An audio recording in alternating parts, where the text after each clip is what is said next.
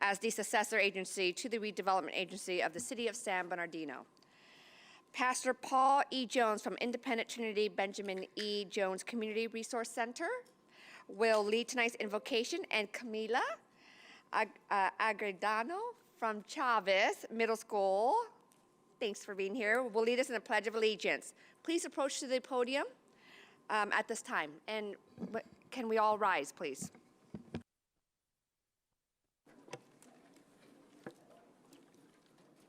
Gracious Father, we thank you today for your loving kindness, your tender mercy, how you woke us up this morning and started us on our way. Dear God, we are in session today, oh God, and we're asking you to breathe your special blessing upon this session today. God, touch San Bernardino and their leaders, oh God. God, we need your help right now. We need your help right now, oh God. Lead us and guide us and direct us into all truth. And dear God, I ask you to bless our mayor, oh God, as she gets ready to leave us for a little while, oh God. Bless that family, oh God, in the name of Jesus. Bless each one of the council people, oh God. Bless your people out here, oh God, in the name of Jesus. God, we'll give you all the praise, the glory, and the honor. In Jesus' name, thank God. Amen.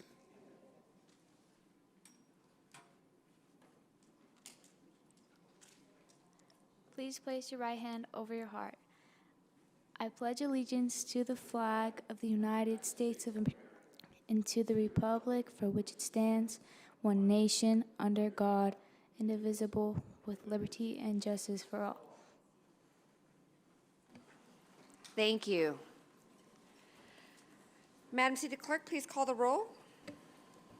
Councilmember Sanchez? Here. Councilmember Ibarra? Present. Councilmember Figueroa? Here. Mayor Pro Tem? Here. Councilmember Reynoso? Here. Councilmember Calvin? Present. Councilmember Alexander? Here. And Mayor Tran. Here.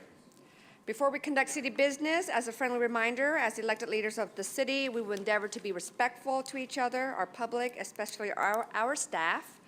Our behavior this evening sets the tone for our residents, business community, and others view our city. We must conduct city business with professionalism and respectful behavior to build trust.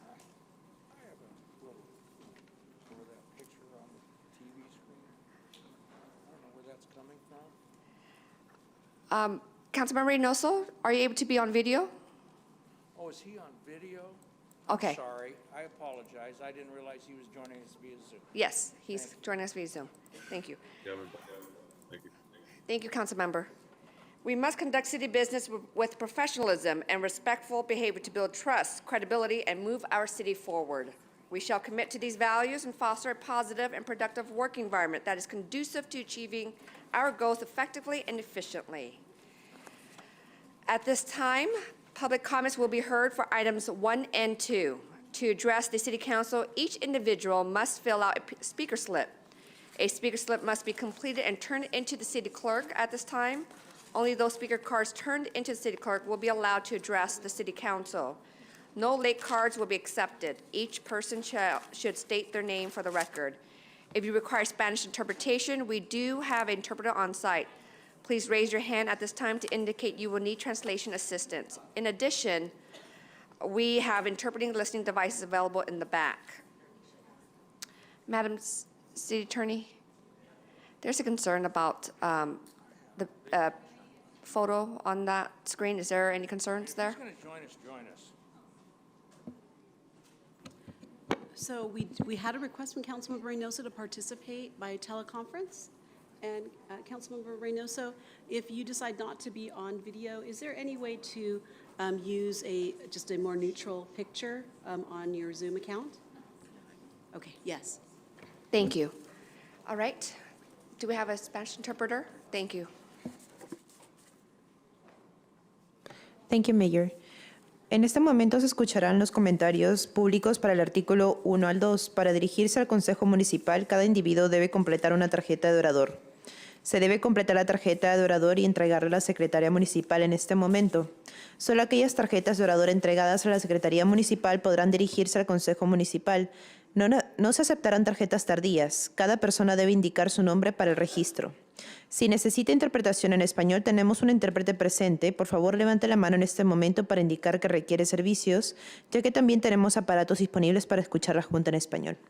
Muchas gracias. Thank you. Gracias. Thank you. We have, looks like, 9 speakers tonight. Each speaker will have 3 minutes. Madam City Clerk, would you like to call the names? Okay. Alejandro Faz, Negrete, Kevin Mahoney, Christian Shaughnessy, Rose Ward.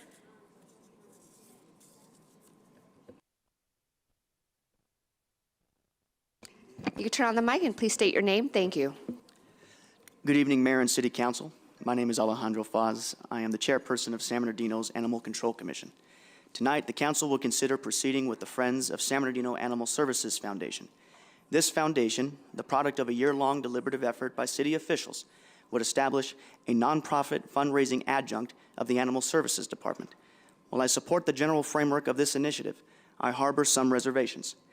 It is my belief that this item was brought forward with undue haste and wanting transparency. The Animal Control Commission was not privy to nor consulted on drafting the Articles of Incorporation prior to the Foundation's agendizing. Further, the present articles place a 7-member limit on the Foundation's Board of Directors.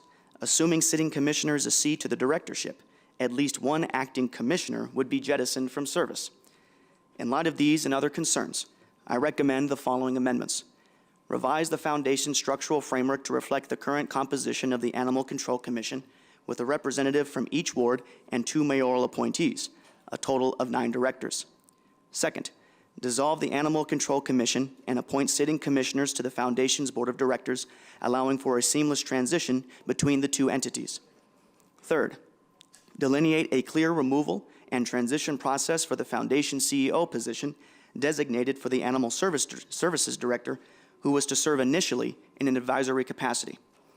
To be clear, I wholeheartedly support a nonprofit to lend financial and programmatic support to the Animal Services Department, members of the imminent regional partnership, and the people of this city. However, I would be remiss if I did not tender concern over egregious procedural oversight. The public, duly appointed commissioners especially, must be involved in major policy decisions. Failure to solicit public sentiment undermines trust in our governing institutions and sequesters citizens from the political process, a persistent blemish on this city's reputation. Thank you. Next speaker, please state your name. Esmeralda Negrete, thank you for having me here tonight. I recall having a conversation with our director, and the plan that I had heard sounded wonderful. To my understanding, there was a location that was going to be bigger than the current location and was going to be able to service other cities. And it really, truly sounds wonderful to start new and from scratch. However, there was no discussion regarding that becoming a 501c3 or partnering up with having a nonprofit take over. So I do welcome the idea of having to service other cities in a new location. I just didn't find that information in the agenda, and I'm wondering whether there's something that's a backup that wasn't available to the public, and if so, if you could state that, because really a new location, much bigger, helping other surrounding cities, why not? I would assume that that also comes with some sort of financial contribution to San Bernardino. But to lose our animal control, I don't think that's the right way to go. Many of us were out there protesting, keeping the animal control when Valdivia wanted to shut it down.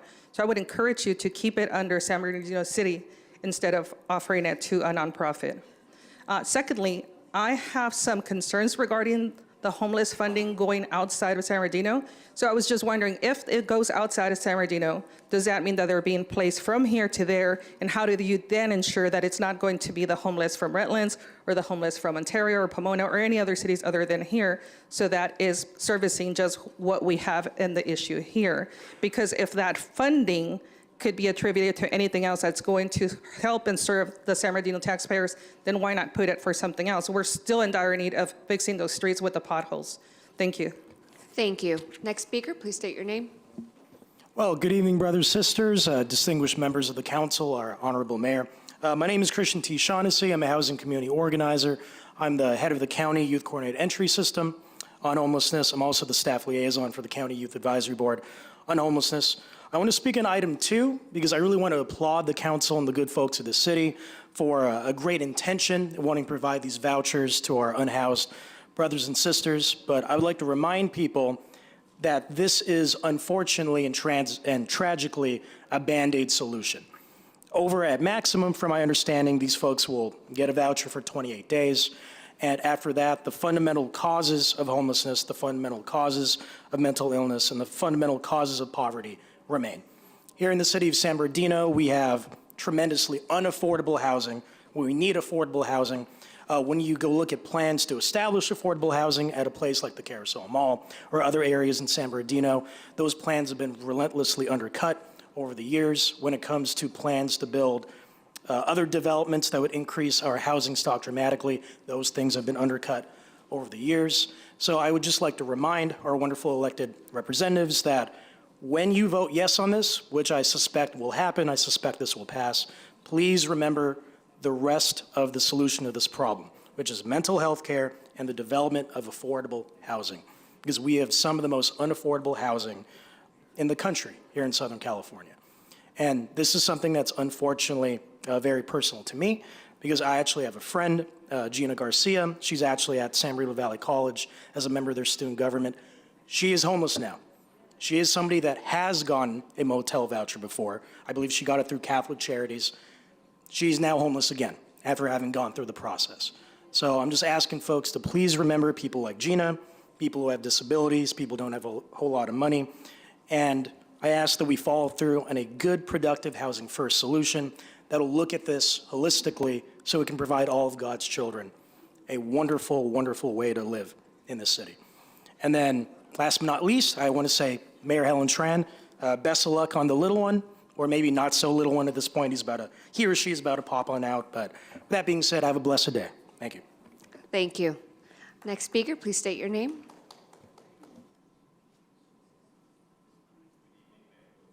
I want to turn on the mic, please. Thank you. Thank you. Good evening, Mayor. Good evening, City Council members. My name is Kevin Mahaney, and I work with the Family Assistance Program. Our office, like Christian's, is located on 1255 East Highland Avenue. I'm here tonight in addition to speak to agenda item number 2, and I also want to applaud you for the housing voucher program you're setting up.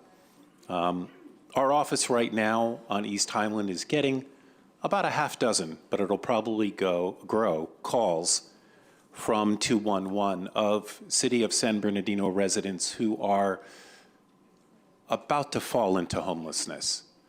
So what we're trying to do is verify that they're on the edge and getting ready to go into homelessness, and then doing what we can to try to find them a shelter. So what we're looking at tonight with agenda item 2, we see as an opportunity for you to start providing shelters. We all know that we can prioritize those populations who would get it. We applaud you, and I know personally I will love to work with your team to continue the complex work of trying to provide more housing in our community. And like Christian said, I just want to wish you all a very Merry Christmas. Thank you. Thank you. Next speaker, please state your name. Hi, my name is Rose Ward, and I want to speak to item 1 first. I disagree with being obligated to taking on the obligation of other cities before we improve our system here with our animal control. We have the most pets that are dumped in our streets, and before we can take on the obligation of putting in a contract for other cities, we need to first fix our shelter here, because once you sign a contract with other cities, you need to fix our problem first. Once you sign that contract with other cities, we're obligated to taking in those pets. Right now, we have the most kills in our shelter than most other cities do. So once you take on that problem with other cities, now we're obligated because we're contracted to take on those pets from those cities. And now you're going to increase our kills in our shelter. So I think that we need to look at that contract, and I totally disagree with it. So you need to fix our problems here first. Right now, we don't even have a heater in our shelters for our pets. They're laying on cold concrete. So we need to fix our shelters first and look at that problem. For item 2, I disagree with that as well. We need to look at keeping our money in our cities. We don't need to be sending our money out of our cities. We need to keep the money here. There's abandoned properties that we could look at where we could fix those properties and we could look at implementing changes in our city, make those properties better, and keep the money here in our city instead of sending it out to Redlands and sending it out to Ontario. Keep the money here. 28 days, that's a revolving door. People are going to be back out on the streets. Maybe look at tent cities, away from the mountains where they're putting up their tents. Keep it up. I've looked at Hawthorne. They have a tent city. Keep the money here in our city. Look at your budgets. Think frugally. Think different. Think outside the box. Thank you. I appreciate your time. Thank you. Next speaker, please state your name.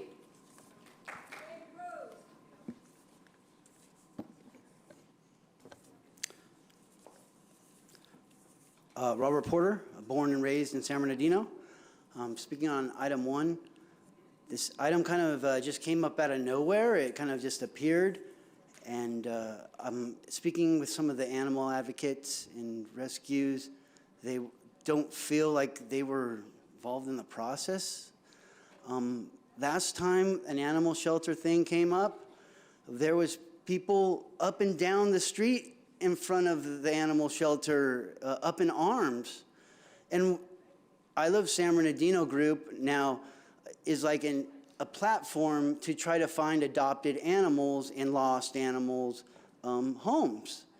And there's no shortage of those posts. You have to understand this. And I have to post posts that say that some of these animals died. And that's really not fair. Those animals died with our tax dollars. And there's got to be a better way. And why can't Fontana pay for their own animals? And we don't even have a new shelter yet. That's 2 or 3 years off. Some of this just isn't making sense to me. It's not dollars and cents making sense if we're going to have to kill a lot more animals. So please consider this. I mean, it doesn't make sense that this just pops up out of nowhere, and then we're talking about, we're not even showing us data to show that there'll be less euthanasia. So please, reconsider this. We need to relook at this. Something seems weird here, but thank you very much for your time. Thank you. Okay, the following speakers, Christian Flores, Mike Cross, Sharon Negrete, and lastly, Lydia Zavala.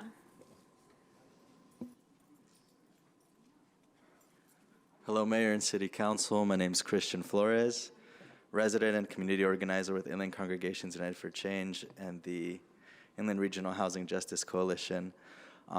Basically here also to speak in opposition to item number 2, to echo what some of the other folks have said in regards to a lot of the conversation and dialogue we've had in regards to homelessness in the city has been centered around the criminalization of homeless. And even in regards to the proposed plan with item number 2, it's a 28-day limit for folks that will be housed through the program as opposed to trying to create something more long-term. Because it doesn't take 28 days for somebody to be able to turn their life around or to even be able to save up 3 months worth of rent to be able to find somewhere else to live, especially in this really messed up housing economy that we have. That being said, it also doesn't help that the displacements that are happening throughout the city, oftentimes houseless community members' possessions, whether they're things that they might need, like driver's licenses or walkers, wheelchairs, etc., sometimes end up getting confiscated from them. And when you have to start over from scratch, when you lose your driver's license, that just adds more and more time to be able to have to deal with any of the steps moving forward to try and get any more services and to work your way towards getting another housing situation situated. That being said, another criticism I heard is in regards to how much of that funding is going specifically out of the city to hotels or motels outside of the city, as opposed to retaining them within the city. And if we have the funding to be able to fund the program for a full year, why is it that houseless community members are expected to only be housed for 28 days and then go back into the streets to start the cycle all over again, based on the concept that once we hit 60% shelter bed numbers, it makes it okay for us to continue criminalizing homelessness and creating this cycle of poverty, which won't be solved, and we'll have to be having this conversation again probably next year, allocating funding for it once again. So I leave it at that. Just know that I'm not in favor of it. I hope we can come up with something a lot more long-term and comprehensive to be able to deal with this issue. Thank you for your time. Thank you. Next speaker, please state your name. Good evening. I'm Mike Cross. I'm a local rescuer, animal rescuer. I work with 5 different 501c3s. 90% of my rescues come from this city, which is very, very disgusting. And it bothers me a lot because you guys are running rampant. You're doing a poor job of taking care of all the animals that are either on the street or in the shelters. I don't agree with the 501c3 for you guys. First of all, 501c3 is for communities, to help communities, to make things better for communities. The shelter is not even close to being good enough to take care of that. It's in dire straits. There's too many problems with the shelter. Animals are dying. They have overcrowding. You don't have enough staff to even care for all the animals. I care for a lot of animals, and I have a staff that does that. I know what it takes to take care of animals. And I'm very, very disillusioned. I'm sad for the animals of what's happening in the city, and I'm not for the 501c3. Thank you. Thank you. Next speaker, please state your name. Hello, Mayor and council members. My name is Sharon Negretti. I oppose the partnership between the San Bernardino Animal Shelter and the cities of Rialto, Fontana, and Colton. I firmly believe that this collaboration is not in the best interest of the community or the animals, and I would like to share a few reasons why. First, the current state of the San Bernardino shelter is concerning. Over the past 3 years, we have witnessed a lack of improvements and a failure to create an inviting environment for our citizens to adopt animals. The shelter falls short of its goal to find loving homes for loving animals in need. Before considering any expansion or partnership, we must first address the existing issues and make the shelter more appealing to our public. People don't like going there. Furthermore, we need to consider the impact of this shelter's condition on attracting and attaining qualified veterinarians. The absence of improvements, low staff accountability, and high euthanasia rates create an unfavorable work environment for these professionals. What veterinarian is going to want to be working at that shelter? It is also essential that decision makers have firsthand knowledge of the shelter's operations. I urge you personally, visit the shelter for a comprehensive evaluation. Without a clear understanding of the shelter's shortcomings and potential challenges, it becomes difficult to accurately assess what's going on down there. I have very few time, but here's the thing, is who has gone down there and accessed, who's gone down there and to check out and see how that shelter is running? I do believe you all need to go visit that shelter. You need to look at the dogs. They're killing dogs because they're fearful, okay? What dog in there is not fearful? They need to have more help with evaluating these dogs so that they can live and they can be adopted. Please, please. And I also object to the 501c3 at this time. Thank you. Thank you. Next speaker, please state your name. My name is Lydia Savala, and I am in complete agreement with everything that Rose Ward said. She shares my sentiments completely. It is inconceivable to me that at 501c3, which is nothing more than window dressing and more administration, for what? You don't even have a veterinarian, and you've got over 200 dogs there, and you don't have a veterinarian. You don't have enough kennel attendants. You don't have a veterinarian. You don't have, our city does not have low-cost spay-neuter. And thinking that by creating a nonprofit or having all these other window dressing programs, that it's in any way going to improve the conditions of the overpopulation is ridiculous. That's like thinking that you can control the human population by not having birth contraceptives. There's only one way to reduce the pet overpopulation, and that's with low-cost spay-neuter and a veterinarian, and we have neither. So it is just pure insanity that we would just create more hoopla for nothing.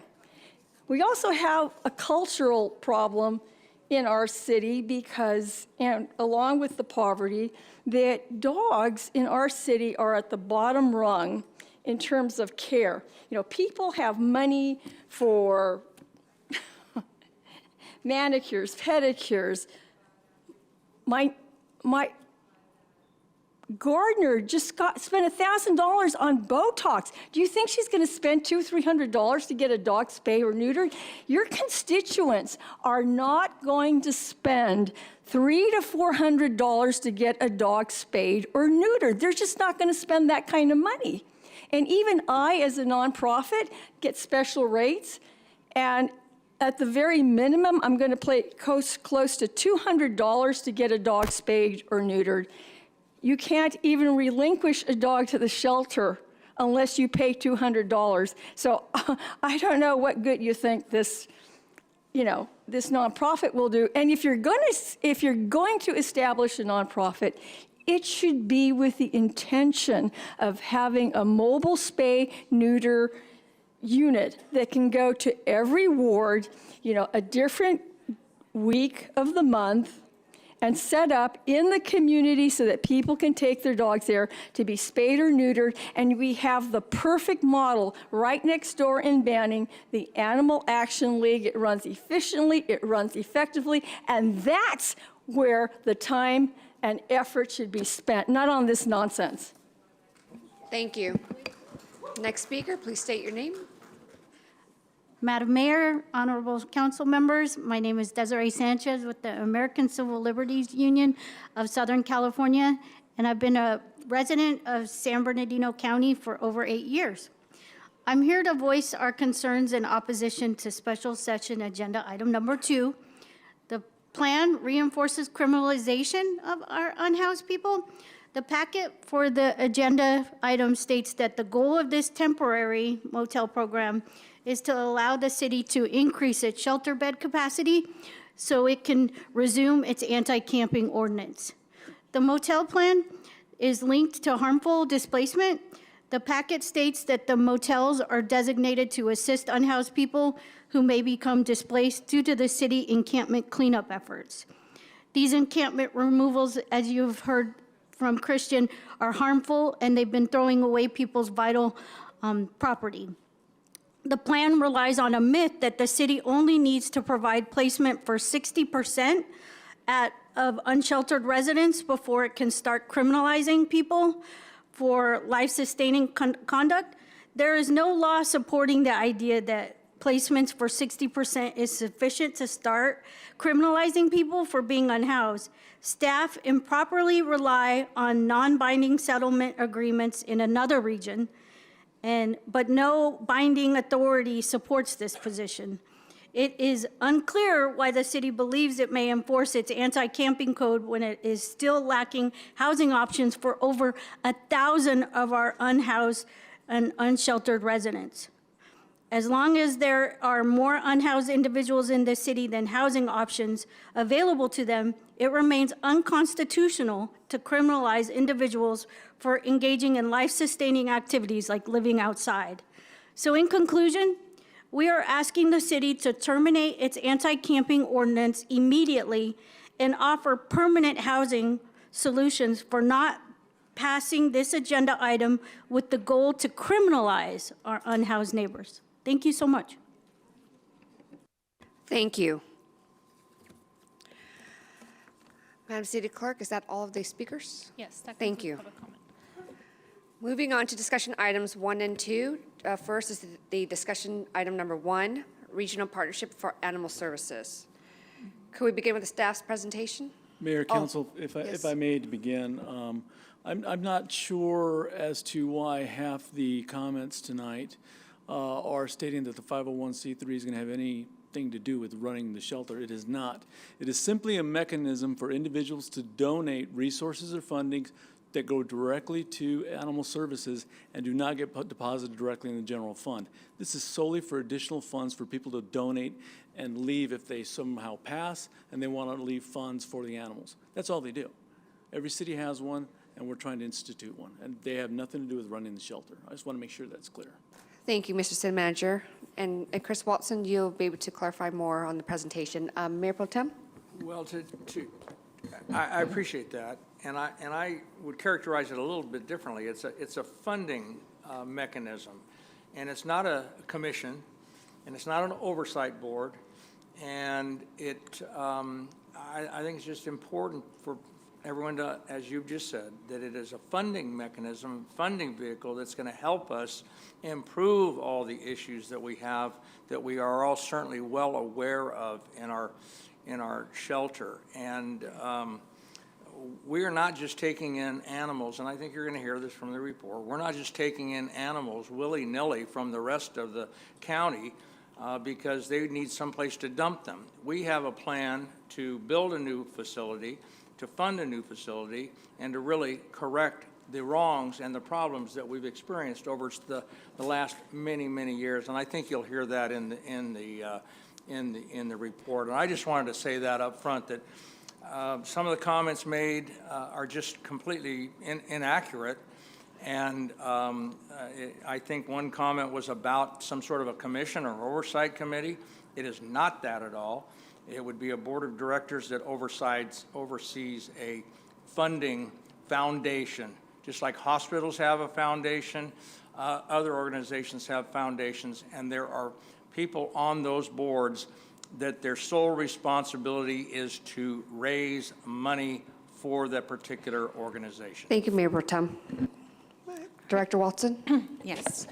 Good evening, Honorable Mayor and City Council members. Tonight before you, there is a proposal for a regional partnership for animal services as well as a nonprofit. And there's a couple of different facets to this proposal before you.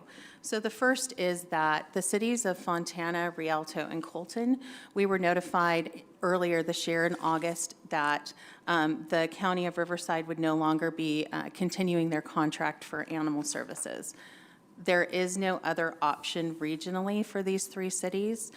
They have approached us and requested our assistance in housing their animals.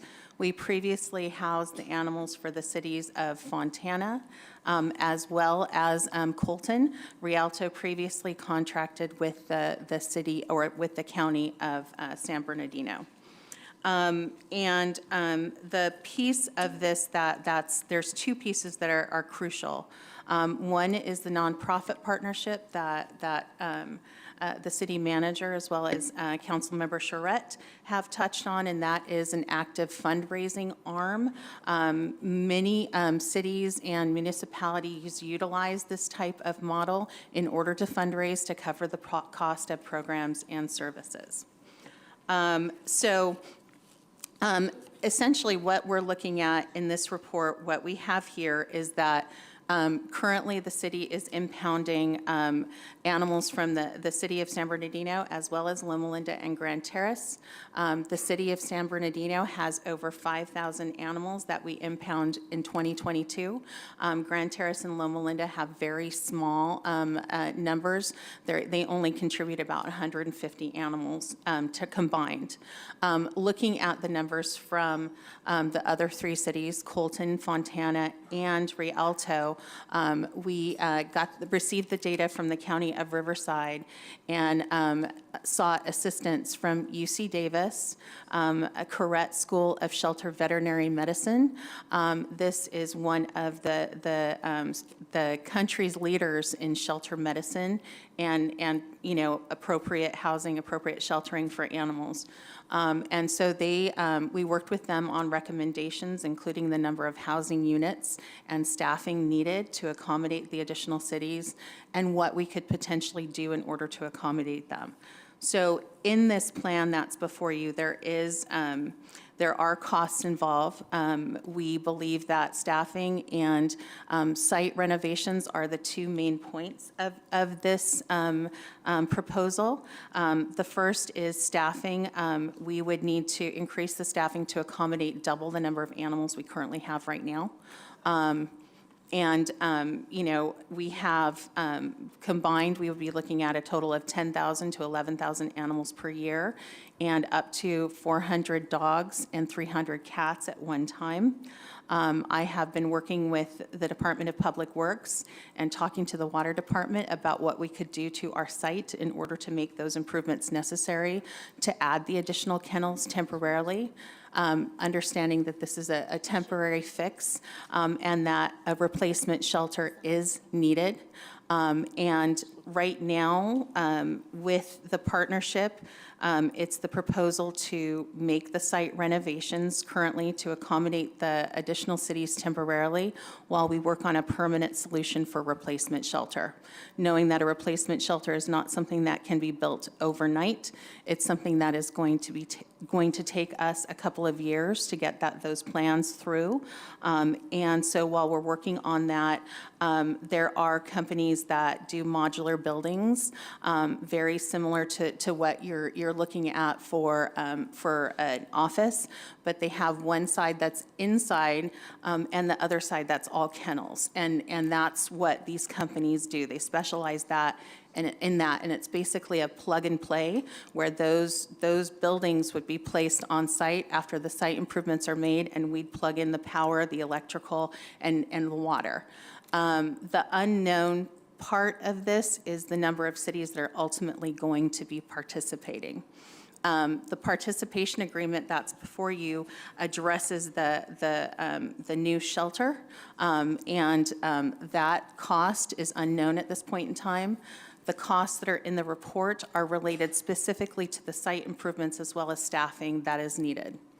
The staffing that we're looking at to accommodate all of the additional cities is focused directly on animal care. And so you heard earlier about the concern about the number of animals that we have in the shelter and the number of staff that are available to care for them.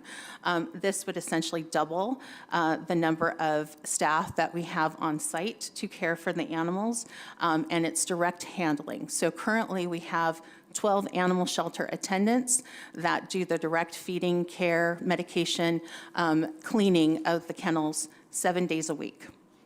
This would bring that total up to 20 animal shelter attendants that would be working all 7 days of the week, plus some additional lead positions, which would give that department some ability for mobility for staff to promote within and stay with the department. That would also allow us to do some additional things like enrichment for the animals, additional exercise, getting them out of their kennels on a daily basis. And so with those numbers, we would need to add a supervisor for that unit. And we're also proposing that if we do have these 3 additional cities and the additional animals, that we now open 7 days a week to the public and 1 late night to make sure that we have the availability for the public to come in and find their lost animals and redeem them, as well as to adopt new family members. The other piece of this that is crucial is the additional community involvement. And so tonight you've heard comments about some of the stray dogs that we have in our community. And one of the things that's been proven in the animal welfare industry to combat some of these things is community outreach. So there are some positions directly related to community outreach and support for the community, including a volunteer coordinator position to onboard additional staffing and additional people in the community to help with cleaning and socialization. A foster coordinator position to, again, bring in additional community members to house animals off-site temporarily to help remove the number of animals off-site. Both of these programs have been extremely successful so far at the shelter. Since March, we have sent about 400 animals out to foster care, and currently there are over 100 animals in foster care that are not at the shelter being cared for with the support of our department. Volunteers, we have volunteers that come on a daily basis to help clean and care for all of the animals. Their involvement is crucial in getting additional community members to understand the importance of spay, neuter, and responsible pet ownership.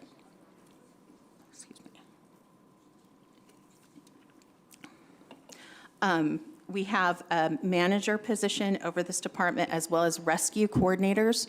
Currently, one of the processes we go through is we evaluate animals on a daily basis. Staff looks at their behavior and documents changes from week to week to see if, one, those fearful animals that people discussed have become a little more calm and are now available for public adoption, or if they've become what we call kennel stressed in the industry, which is at a certain point in time, dogs do not do well in a kennel. They are not meant to live full-time in a small area. And so sometimes what you see is that these animals become stressed and we have to get them out for their own mental well-being and health. And so a rescue coordinator position would be able to actively reach out to nonprofits who do take in animals and get these animals out of the shelter to placement. We currently do that, but there are different staff members that are working on that. We don't have a dedicated person doing that, and that is a task that is shared. And we do get hundreds of emails daily, and different people are coordinating that and responding to some of the rescues. These two positions would allow us to dedicate a staff member to those directly. And then a community outreach position to, again, go out into the community and do some public education piece, community meetings, talking about what the community can do to help us, as well as what responsible pet ownership looks like. Then we also have the veterinary services positions. As was discussed earlier tonight, we do have a vacant veterinarian position. This is not uncommon, unfortunately, in the state of California. There was a study done last year that showed 60% of veterinary positions in animal shelters throughout the state remain vacant because of recruitment problems. There is a veterinary shortage nationwide, and so what that means right now is that there are 18 veterinarians for every single vacant position for a vet. And so we are, as a municipality, we're competing against private organizations that are able to pay significantly more than what we are. I am working with HR to look at innovative ways to onboard a veterinarian, including some temporary staffing where we could bring in contract veterinarians that would come in for a day or two to help out with spay or neuter. And I'm very happy to announce that our mobile spay neuter unit that we purchased with the grant funding from San Manuel is in the shop getting its final wrap, and we're working with San Manuel to schedule a dedication ceremony for that unit. And so we'll have some information out to all of you folks within the next month or so. And our hope is once we get that, we will be able to go out into the community and offer some of that low cost or free spay neuter with grant funding so that we can reduce over time the number of animals coming into the shelter. And If we onboard these additional cities, that would be something that we would offer as a region. We know that not all of the animals we get in are directly from our city. We know that some of them come in from neighboring cities, especially those that we share borders with. This would offer us the opportunity not only to stabilize animal services in our city, but to reach out to our neighboring partners in order to reduce some of those animals that come into our city. Dogs are not so good at noticing, like, okay, this side of the street is San Bernardino, this side of the street is Colton. And so for us to really be able to help residents in those neighboring cities, I believe would help us in fixing some of these longstanding issues.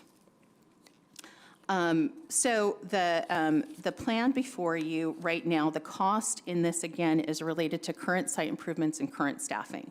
So on the report, we have detailed the number of staff needed for this, as well as a total cost. Because these costs would be borne by the potential partner cities, the share of the cost to the city of San Bernardino is lower. The estimated cost for staffing to the city is about $200,000. And then site improvements also, there would be a share for the city. But each of the cities who enter into the contract with us would also pay their share of the cost. So this is not the estimate of $8.4 million that you see at the beginning of it is not all for the city of San Bernardino. This is yet to be determined by the number of partnering cities. And so depending on what happens from here, if you approve this item tonight, we go to the other cities to see if they agree to the costs and agree to move forward. That's going to change this number. So let's say one of the cities says, no, we're going to go find our own thing, and so there's only 2 cities that partner with us. That's going to change the number of staffing needed as well as the number of site improvements needed. And that's why this is only an estimate of the cost. It's not a final number. We won't know what that is until we have the participation agreements from all of the cities. And then as far as the new shelter is concerned, the participation agreement that you see before you is again for the new shelter. And what we're asking the partnering cities is to agree to a length of time that they will be partnering with us, at least 10 years, so that we can stabilize some of the services, and that would lock them into the cost in building the new shelter. A new shelter, the cost estimate that we have just for our city is significant. It's well over $60 million because of the materials and supplies needed for a shelter site. There is city-owned property that we're looking at that would be double the amount of space that we have at our current location. But again, the total would be finalized based on the number of participating cities that go with the contract, which is why we don't have any numbers in that draft agreement, because we don't know what that is going to look like until we talk to the other cities and finalize the number who are committing and moving forward with us. And then finally, as referenced before, is the nonprofit that we have before you. So the nonprofit would be established. It would be under the city so that we could maintain transparency and ensure that the goals of the nonprofit in fundraising align with the goals of the city, elected officials, strategic goals, and department goals. And so they would actively fundraise. There are some really good success stories out there from areas that have demographics similar to ours. Pima County in Arizona, for example, is able to fundraise through their nonprofit $10 million annually, and that covers the cost of facility improvements, as well as staffing positions and programs and services available to their public. And so that is the model that we're looking at. Again, this nonprofit would not have any sort of oversight into the department, but they would be actively able to go out there and actively fundraise, including a capital campaign for a new shelter. And this concludes my presentation for you this evening, and I welcome any questions that you may have. Thank you. I do have one. Let's start. Is that you, Councilmember? It's Councilmember Ibarra. Councilmember Ibarra, followed by Councilmember Calvin. Thank you, Chris, for your Councilmember presentation. Reynoso, sorry. Oh. I can speak? Okay. Thank you to community members who have come out and have been right on top of the animal shelter in its condition. I was one of the council members who was pushing to keep it here in-house for the same reason that we don't know when we have contracts with other cities or agencies, the future of our pets. So on the first one, Ms. Chris, I wanted to openly say that I did speak with one of the elected officials from one of those cities who had a meeting, I guess, with you and our former city manager, and they were all told that there was room for their pets at our animal shelter, which was clearly misleading to them. And I say that because on numerous occasions, we are promoting free adoptions, low-cost adoptions, and that is a sign that we don't have enough space for pets. Their concern is that their contract is coming up, it's expiring. We don't have the additional space for those pets right now at this time. So for them to sign on with us, it's going to be up in the air. I know this elected official that I spoke to is not confident enough right now to support a contract with the city because they would have to wait 2 to 3 years. We got the funding from San Manuel, 3 years ago, I believe, and we still haven't proceeded with a second location. We're still looking at possible spaces. So that's a concern that I want to bring up to your attention from what they have told me and what I'm observing. I do want to say that there has been major improvement to our current animal shelter to how it was back when I came into office, and I do commend Ms. Chris for all the work that she's done. She has worked at the Upland Animal Shelter, which is the work that they do. They have a foundation itself, which is in partnership. So they have a public-private partnership going on at Upland, and that's something that we look forward in our city. So the foundation, I think it's a step forward. We should have started that from the very beginning. That's something that's been discussed publicly through our rescue groups, their ideas that they've had, and from what I observed at Upland Animal Shelter.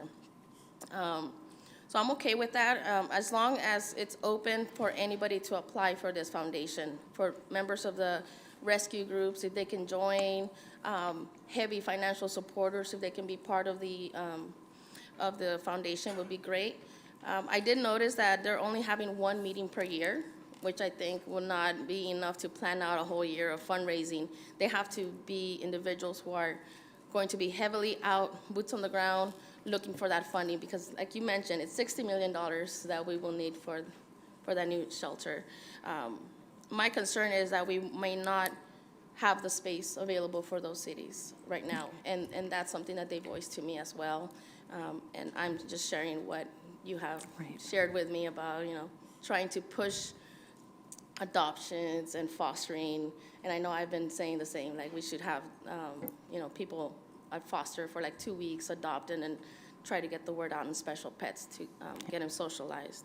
So there's that concern, and I do agree. We have our issues to address here at our local animal shelter, and to jump this fast into this contracts right now is something that the cities may not look into, because they want something immediate, something that they are guaranteed that their pets will be serviced properly. The other one, like I said, the Friends of San Marino Animal Services Foundation, I'm okay with that. It is a fundraising tool. That's something that the city has been looking forward to for years already. But I want to leave it open for rescue groups to also join, and heavy. If you watch the meetings from 2019, we had some people with a lot of money that said they were going to help our city. So I hope that they come through and try to help us. But yeah, that's the concerns. I wanted to voice them publicly because I have had those conversations already as an elected official.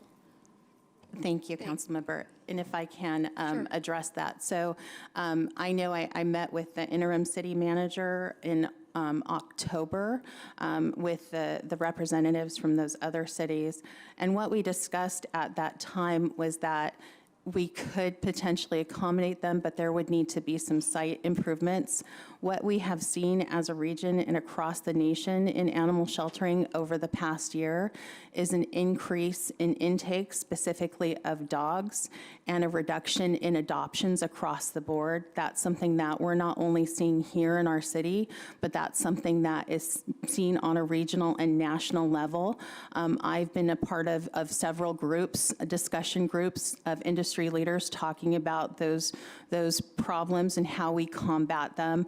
And we're working to try and find solutions. It's a multifaceted issue, which I think we've discussed, and there's no easy solution. I think, like you pointed out, the free adoptions and encouraging foster is a piece of this. That's why in the proposal we have here is for additional community outreach positions in order to offset some of those challenges. But it is definitely something that we're aware of and we'd like to work on to improve. Okay, yeah, and the other item that they touched on was not having a veterinarian, and you mentioned, all the challenges that other cities are facing. So thank you for providing that information. A great suggestion somebody mentioned, and maybe, like you mentioned, we're going to have it soon, the spay and neuter clinic. If we can just go around the city, a lot of people in the city are not spaying and neutering their pets, and they're just, even cats and dogs, they're growing in population. So, yeah, if we can get that mobile service up and running, that'll be great for our city. Thank you. Thank you. Thank you, Councilwoman. Councilwoman Calvin, followed by Councilmember Reynoso. Thank you, Director Watson. I appreciate all that you all have been able to do in your term here with us at the city, and we do recognize that and do appreciate that. I have a few questions. So I wanted to know, does the nonprofit, does it go hand in hand with the MOU with these other cities, or is it that we can still create the nonprofit and not have to be in partnership with anybody, or is it a deal? The nonprofit is separate. And so that is something, even if we don't enter into the partnership agreements with the other cities, that we would strongly recommend we establish just to be able to increase our ability to serve our residents and actively fundraise in order to offer some of those programs and services that we'd like to be able to open up to our residents, including that low-cost, free spay-neuter, expansion of the shelter, a new shelter, replacement shelter. Those are all things that the nonprofit could assist with. Okay, and so the nonprofit, the funding, so I agree with Councilmember Ibarra that 1 meeting a year may not be enough to provide enough transparency to the community. And when those funds are received through the nonprofit, does that go into our general fund, or does that not, it stays outside? Okay, and so the dissemination of those funds would be directed by the board of that nonprofit, correct? Exactly. Okay, so that's definitely another reason why that more than one meeting would be necessary, like at least a quarterly, to be able to disclose how much money is being coming in and where it's being spent. Yes, sir. Yeah, Mayor, Councilmember Calvin, I do want to also let you all know that we will be reporting those funds directly to the council on how they're being used and what's going on, so that you all are aware as well. So, but that's outside of the yearly meeting? You would be, okay. Thank you so much for that one. So have we thought about utilizing our local vets as partnering with them, right, and having them to come in and assist us with the issues that we have within the shelter? Because I don't understand why we would not do that. Absolutely. Thank you for that question. So we have reached out to our local vets. I recently applied for a grant through the state of California in order to get money to offer vouchers to our residents to utilize at local veterinarians. One of the challenges that we see is that a lot of the vets don't have the bandwidth to extend a lot of those services. If we could get a voucher program up and running, which is something that the nonprofit could potentially get up and running, a voucher program would allow us to cover the cost of spay-neuter at those additional private veterinarians. And so what would happen in that model is that somebody would come in, they'd ask for assistance, we'd issue that voucher up to $500, and we'd give them the list of participating private veterinarians in our area, so that they could then go and take that voucher to any of those places and get the services needed. And I think in addition to the spay-neuter, it would be preventative care like dentals and other things that we could cover, because those are oftentimes things that lead to owner surrenders or stray animals coming in. And so I was also thinking about them coming inside of the shelter, as you mentioned, rotating vets. So that would be something that we could do too, so that when we have sick animals inside the shelter, that you're utilizing vets within the city to be able to come and take care of them as well. Unfortunately, most of the private veterinarians, that's not something that they're willing to do. They have their private practice, and because they have more than enough business where they're booked several months out, that's not something that they're willing to entertain. The last time we put out an RFP, we called each of the veterinarians we had in our area directly to see if they would be able or willing to enter in a contract with us and do something like that, and none of them were able or willing to do that. One of the things we have been working on, and we recently executed a contract with another nonprofit called the Paw Mission, and they have limited veterinary availability, but when they do have availability to come in and do some spay-neuter or rabies vaccines at our shelter, they have been coming in and working with us to do that. So we're trying very hard to expand some of the services that we're able to offer to our animals at the shelter as well as to the community. It just has been, we've looked at some creative ways that other shelters are operating. The veterinarian crisis has definitely hit us pretty hard. And in this area in particular, our access to vet care is lower than the surrounding counties. So San Bernardino, access to veterinary care, it's ranked on a scale of 0 to 100 nationally, and at the county level, they look at access, 0 being no access, 100 being really great access. The county of San Bernardino as a whole is at 38, which is lower than the state average. Wow, okay. So just wanted to kind of piggyback on one of the statements made by one of your commissioners, and that was, were any of these decisions discussed in any of your commissioner meetings? We had talked about the additional cities because we didn't have a lot of answers. We've had to move very fast on this issue just because of the timing. The contract ends for these cities in June 30th of next year. And so while we have talked about it briefly with the Animal Control Commission, we weren't able to get everything in front of them because we wanted to get it before you, because we have to negotiate with those other cities. And there's so many things that need to be done if we're going to accommodate them, that the decision was made to move fast. And I accept full responsibility for not communicating fully with my commissioners. We have been working on that nonprofit, and because, with the support, we're going to wait on the nonprofit, but I think right now to get the funding that we need for not just for this potential partnership, but for our animals, working now to get this nonprofit established is important. And I think that getting it in front of you guys for approval and feedback, that helps us get this established for that funding piece, which is crucial. And I may have missed it inside of the backup information, but could you list several of the cities that are utilizing this model? Was that in there? There's a couple of cities, local cities in there. Rancho Cucamonga is one of them. Their nonprofit funds some positions as well as some programs that they have. I know previously their nonprofit had funded their neonatal kitten program. The other nonprofit that we have locally is the Animals Are First Foundation, which is associated with the county of San Bernardino, and they cover the cost of vouchers for the community as well as offset the cost of free adoptions for the community. So only Rancho? Rancho and the county of San Bernardino. And the county of San Bernardino, okay. Yes. So $60 million for a shelter. That's a lot of money. Yeah, and that would just be for our animals. That's not even, we would have to expand to accommodate the other cities, and so the cost would obviously go up.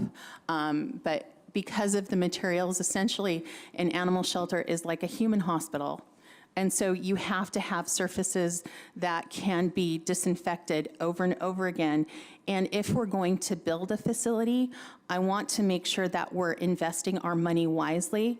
I would hate to move really quickly on something where the materials may not last us as long as they need to be, because building a new shelter takes a lot of time and effort, and most shelters stay there for 20 to 30 years. And so if we're looking at that longevity, we want to make sure that we're investing our money wisely.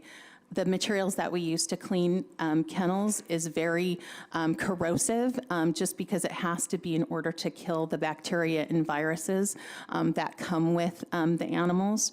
And so, so that's why the cost is so high. It's like a human hospital, but the animals aren't all potty trained. So thank you for your patience, Council. One last question, please. And so if no other cities decide to join along with us, where does that exactly leave us then? What would be our plan? So our plan would be to come back to all of you with potential, site improvements as needed, and as well as the new shelter. We do have the preliminary design, we just haven't moved on it because of the cost. If we're able to establish the nonprofit and we get a fully formed plan and cost, then we can work on a capital campaign with the nonprofit once that's established. Thank you very much. I appreciate your time. Yes. Thank you. Councilmember Reynoso, followed by Councilmember Sanchez. Thank you. I just have one question and one comment, Chris. Wanted to ask what the relationship would be with the Animal Shelter Commission in relation to the establishment of a nonprofit. Yes, thank you. Those would still remain separate. The nonprofit is a fundraising arm. It would be at the discretion of the mayor and city council on the Animal Control Commission. It's still an advisory commission, and that would be at the discretion of the mayor and council if there's any recommendations that you would have as to how you would want us to proceed with that. Thanks. And the last thing, I fully support the nonprofit, especially as a funding mechanism, because I know we need that money. And Councilmember Ibarra made a great point that there are tons of people with a lot of money who are willing to invest in our city in this way. But I would like to see the numbers. I don't know if you have them right now, but I think what we need to get done tonight is approve the nonprofit. But I'd like to see the second item, the staffing adjustments and the additions, come back in a way that reflects what we actually need at our own shelter. Because I'm not a fan of taking on the other city's animals just because they put themselves in a position where they're not going to renew for county services. But I'd like to see numbers for that. And I understand fully the veterinarian shortage.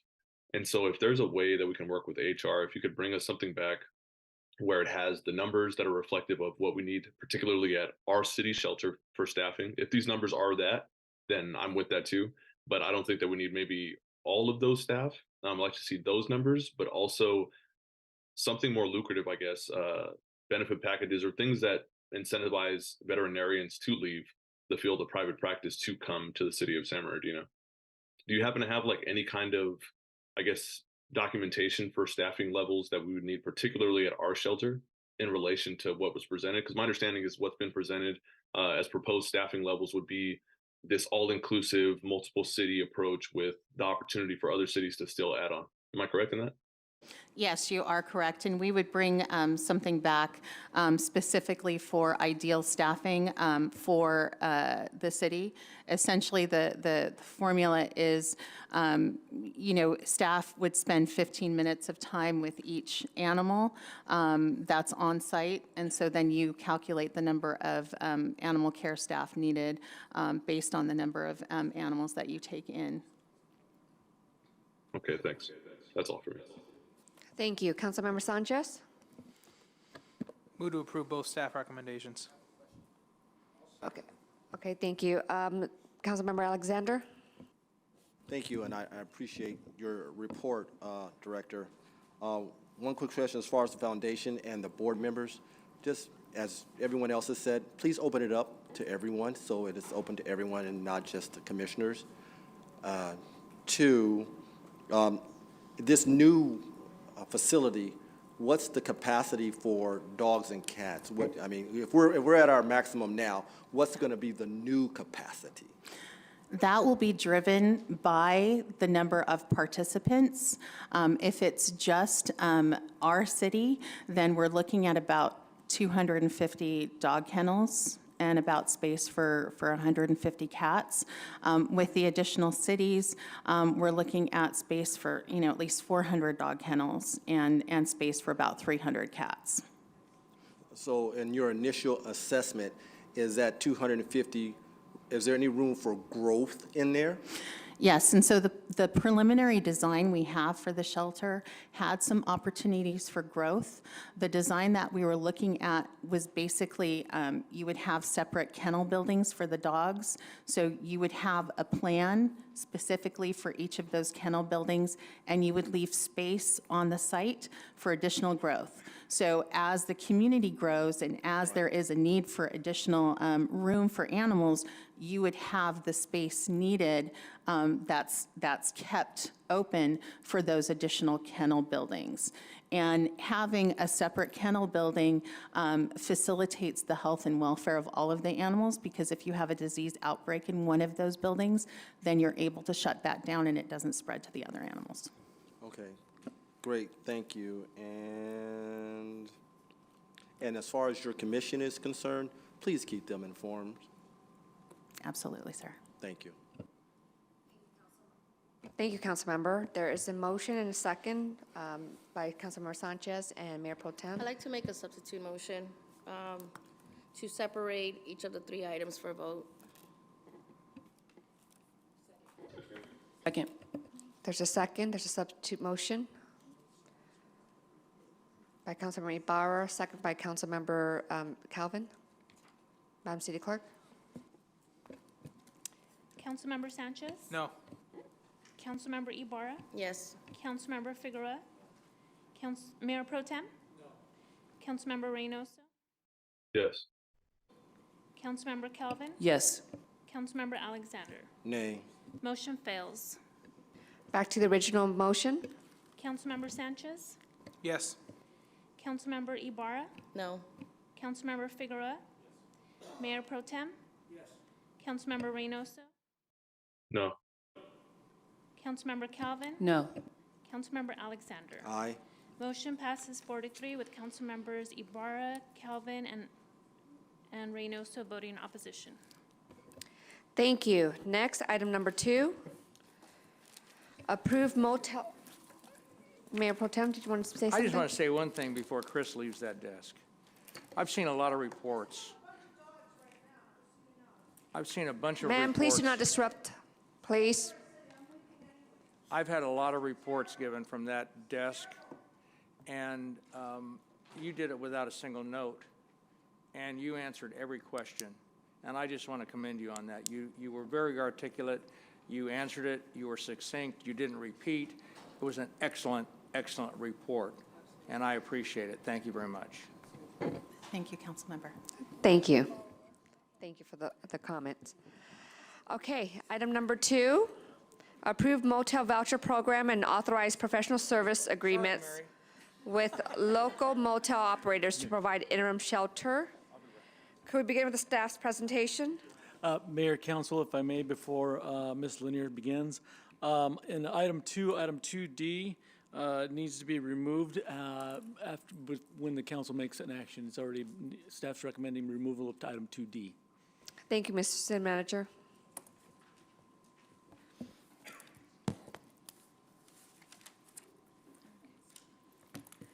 So good evening, Honorable Mayor and distinguished members of the City Council. That was quite a presentation to follow, but I am pleased to bring before you this evening our first component of how we're addressing our unhoused population in the community, and actually moving forward with some implementation this evening. This item is to implement a motel voucher program.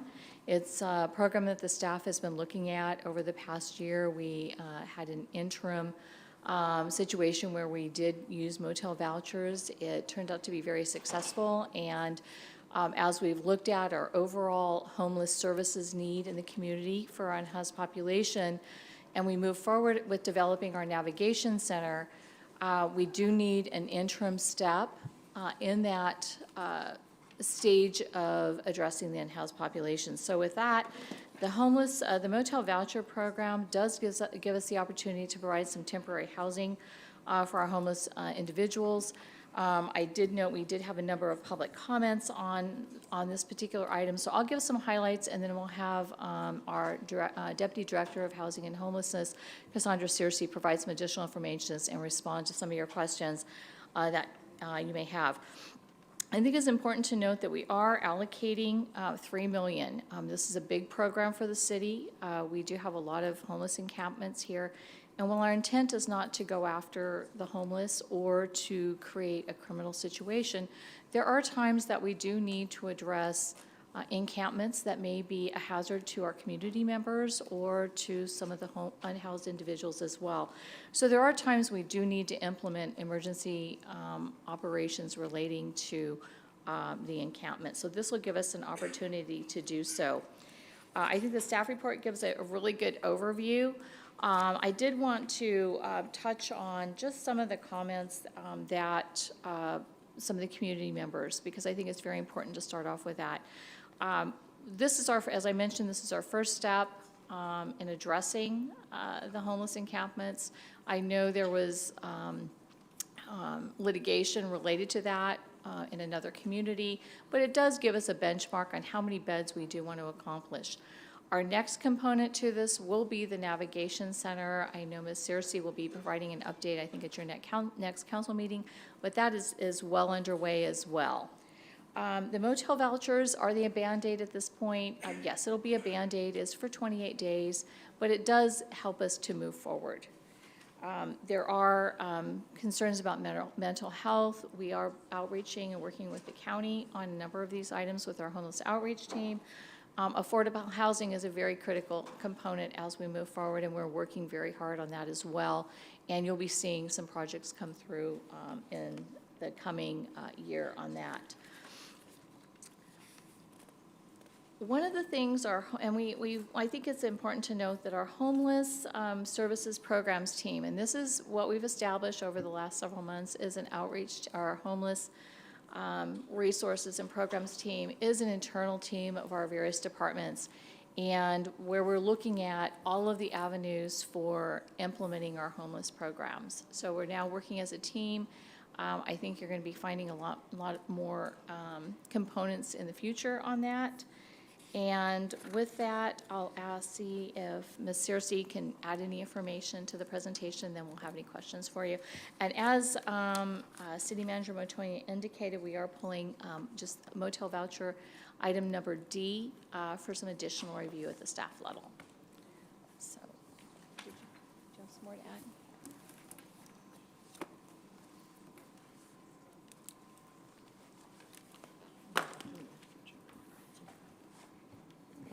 Good evening, Honorable Mayor and council members. So just to elaborate a little further on what Director Mary Lanier stated regarding the motel voucher program. To be clear, this is an interim program, and it's something that's going to be utilized while the city is in pre-construction and construction of its navigation center. This is not a cure-all, but this is a necessity. We currently are looking at 0 shelter bed capacity in our cities. On any given night, on a continuous basis, there is no place to send homeless individuals.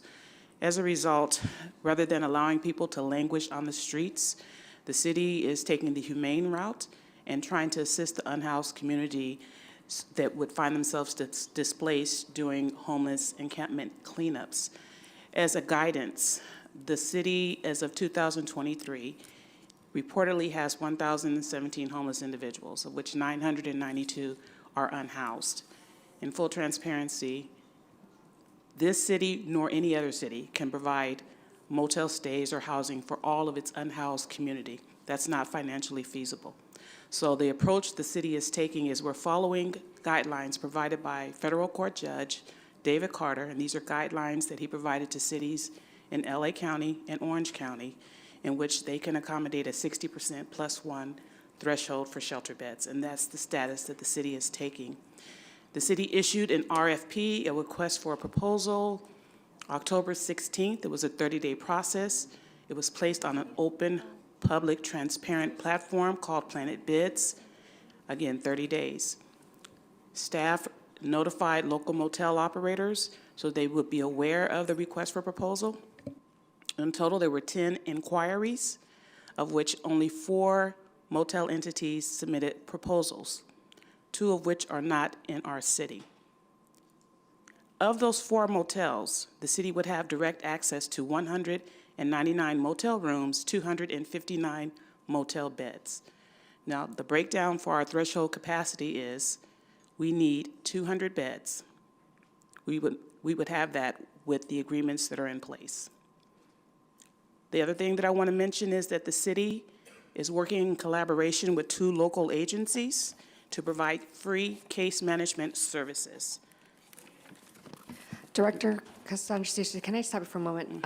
I think I need to pause for a moment to read the statement regarding about the second session because we're at past 6 p.m. Can I just interrupt and make that statement first? It is now past 6 p.m., 6:26. 6 p.m. is the agenda item time for our second special meeting this evening. Upon the conclusion of this item, item number 2 for the first session,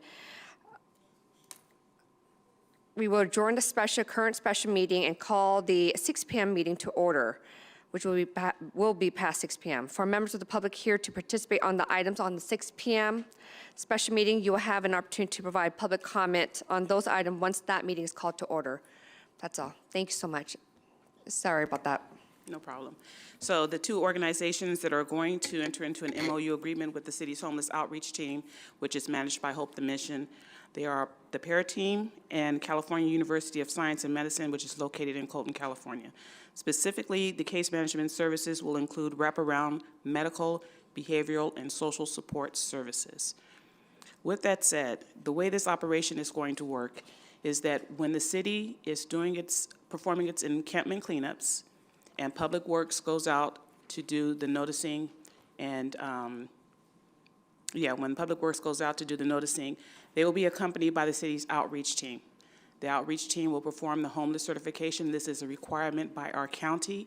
The homeless certification has to be uploaded into the county's HMIS system, which is the Homeless Management Information System. No resident in this county can access housing or other behavioral, medical, or social support services unless they're entered into HMIS. So the homeless outreach team performs the assessment, they engage unhoused individuals, and they will offer resources in the form of motel vouchers. Individuals who choose to participate in this motel voucher must also agree to participate in case management services. The end goal is to help individuals with their own individualized service plan so that they can stabilize and exit homelessness. If a person refuses to participate in case management, that is their right and prerogative, but that is the condition to receive motel voucher services in this particular program. The length of stay, that can vary. It's on a case-by-case basis. The maximum number reported in the staff report does say 28 days. That's the general number, and the reason for that is because when you stay in a motel, operators do not like their guests to stay beyond 30 days. It starts to tie in with the California tenancy law. It can become difficult to remove people from the room. So that's the going number. However, as the staff receive communication from the different case management agencies, and we hear that individuals are being connected, whether it's internally or externally, to homeless housing providers and being assisted with housing or job training or what have you, and there's a need to extend their stay because they're on the path for recovery, then that's an option that the Housing Division can look at and provide those extensions on an as-needed basis. With that said, the end goal is to keep people from languishing on the streets. This will provide an answer to public health and safety. Although our homeless outreach team is able to perform the homeless certification, this option is also open to our local police department. The police can do it and can attest to a person's homeless status, and they can work collaboratively with our homeless outreach team to get motel vouchers to individuals who are on the street. Finally, the one thing I want to say is that until the city receives, until we release an RFP for a developer/builder for our navigation center, we're just kind of snowballing how long it's going to take to build the navigation center. Right now, we're funded for 1 year, but staff has already been in discussions with the finance team and the grants team, and we know that there are unobligated funds that we can access to extend this program to cover the length of time that it's going to take to build our navigation center. There's also funds that if we need to, we can expand the outreach. So like right now, the motels have given us a certain number of beds that are available, but if I'm able to receive more money, I can even increase those beds. This is not a finite number, but it will allow us to address the anti-camping ordinances in a humane way and provide necessary resources to individuals who are receptive to those services. So that's pretty much concludes my presentation. I'm available. If you have any questions, I'd be more than happy to answer them. Thank you, Cassandra. Do we have Councilmember Alexander, followed by Councilmember Ibarra? I'm sorry, Calvin. Are there any, and then I can't see on the screen, so who, there's. We have Councilmember Sanchez and Councilmember. Okay, let's start with Councilmember Sanchez, followed by Ibarra, then Councilmember Alexander, then Calvin. Move to approve the staff recommendation. Second that. I'd still like to hear their comment. Councilmember Ibarra? Yes, thank you, Cassandra, for your efforts in trying to help the unhoused in our city. I do have some questions, though. Century here, I'm seeing 24 rooms minimum. What's the maximum rooms that they provide? For this particular agreement, it's just 24 rooms with 24 beds. They're not even offering double bed occupancy, so the number is 24. Okay, because you had mentioned a number, I think you said 259 in the city? Yes. And the numbers aren't adding up, so I wanted to So make sure. if you look on the chart, table 2 on page, hold on. 1, 2, 3, 4, 5, 6, page 6. And on the chart, so we have 24 beds from Century, we'll just call them by their legal name, 40 beds from the Mayfair Inn. We have a total of 120 beds from the Super 8, 40 which are single bed occupancy, 40 which are double bed occupancy. So that's how we get the 120 beds. Okay. The last item is, as Director Mary Lanier just mentioned, the last agreement is being pulled until the city completes its vetting process. Okay. And then, I'm glad we were able to get Redlands and Ontario in here, but I would want them to do their own work, because right now it is, like some speaker said, it's our money going into other cities to address homelessness, homeless that are in our city currently.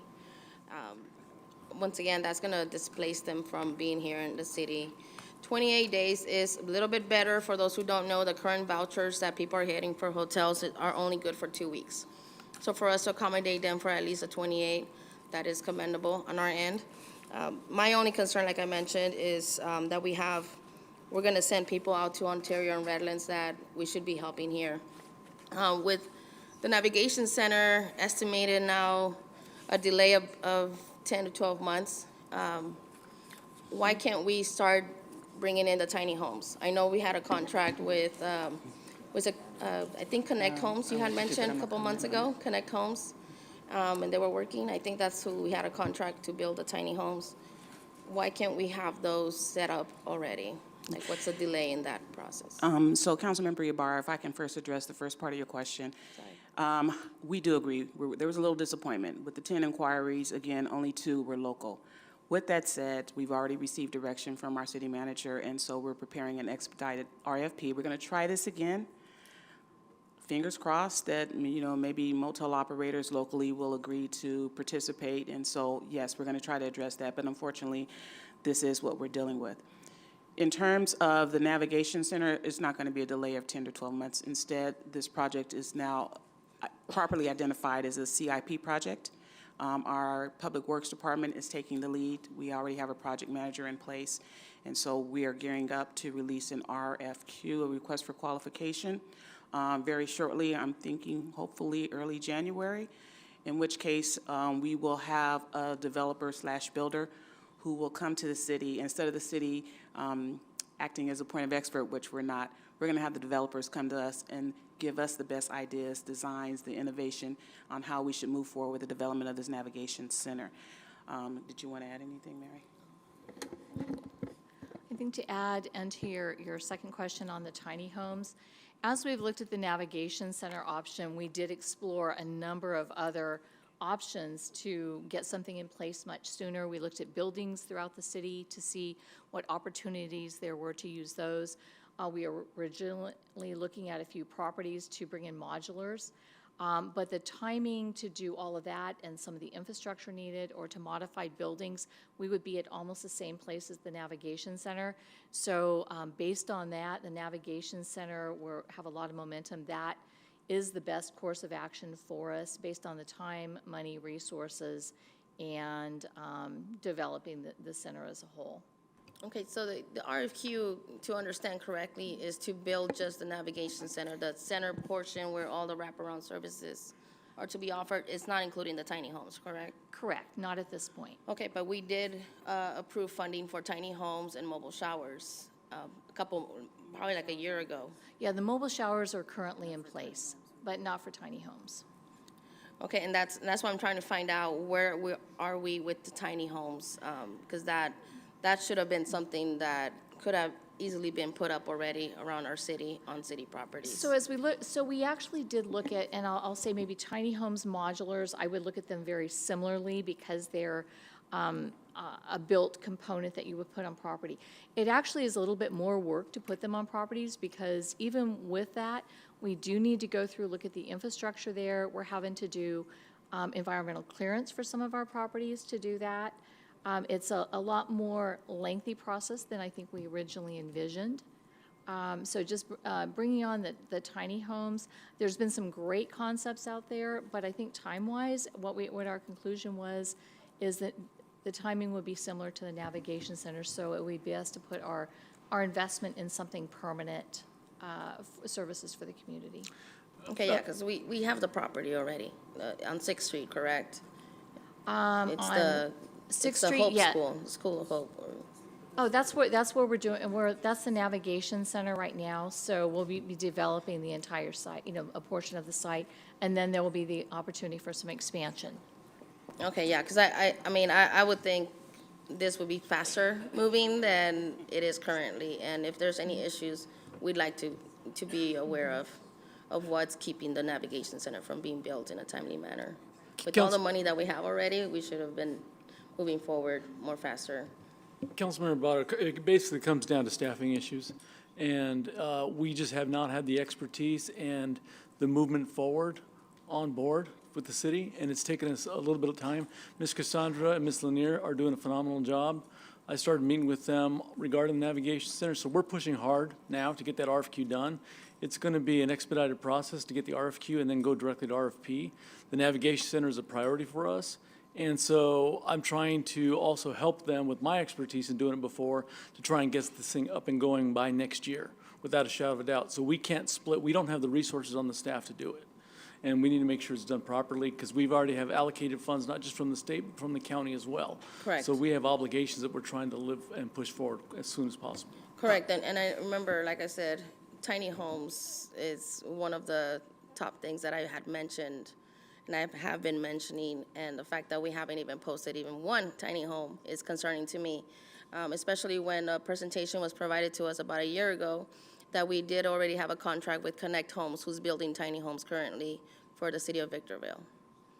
If I can get clarification, did we ever approve funding for tiny homes? I don't think we did. We did for a navigation center. It was part of the 24 million ARPA money. No, that was just for the navigation center, right?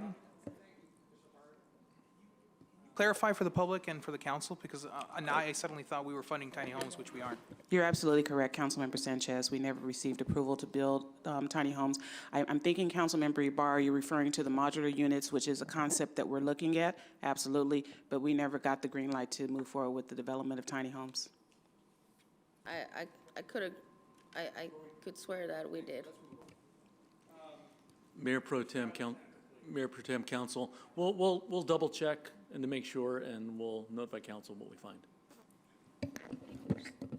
Thank you for your report, Director Cersei. A couple of questions. Since one of these hotels is in Rialto and one is, Redlands, and the other is in Ontario, how do we propose to transport those individuals there? Yeah, that was one of the requirements for our homeless outreach team. So they actually have both a truck and a passenger 10 or 12 passenger van that they're going to utilize to help transport individuals when they're sent out to Redlands or the other location, which I believe is in Ontario. What is our liability on that? So because we have a direct contract with Hope the Mission, their insurance would cover, the individual would sign a waiver, transportation waiver, but their insurance covers the transport, if that's what you're referring to, the transport, yes. You're right, the liability. Also, how are they going to get the wraparound services in Ontario and/or Redlands? Yeah, so to simplify matters, it's Hope the Mission that's going to actually enter into the MOU agreements with the PAIR team and with the CESU facility, let me get the name right, with the PAIR team and with the,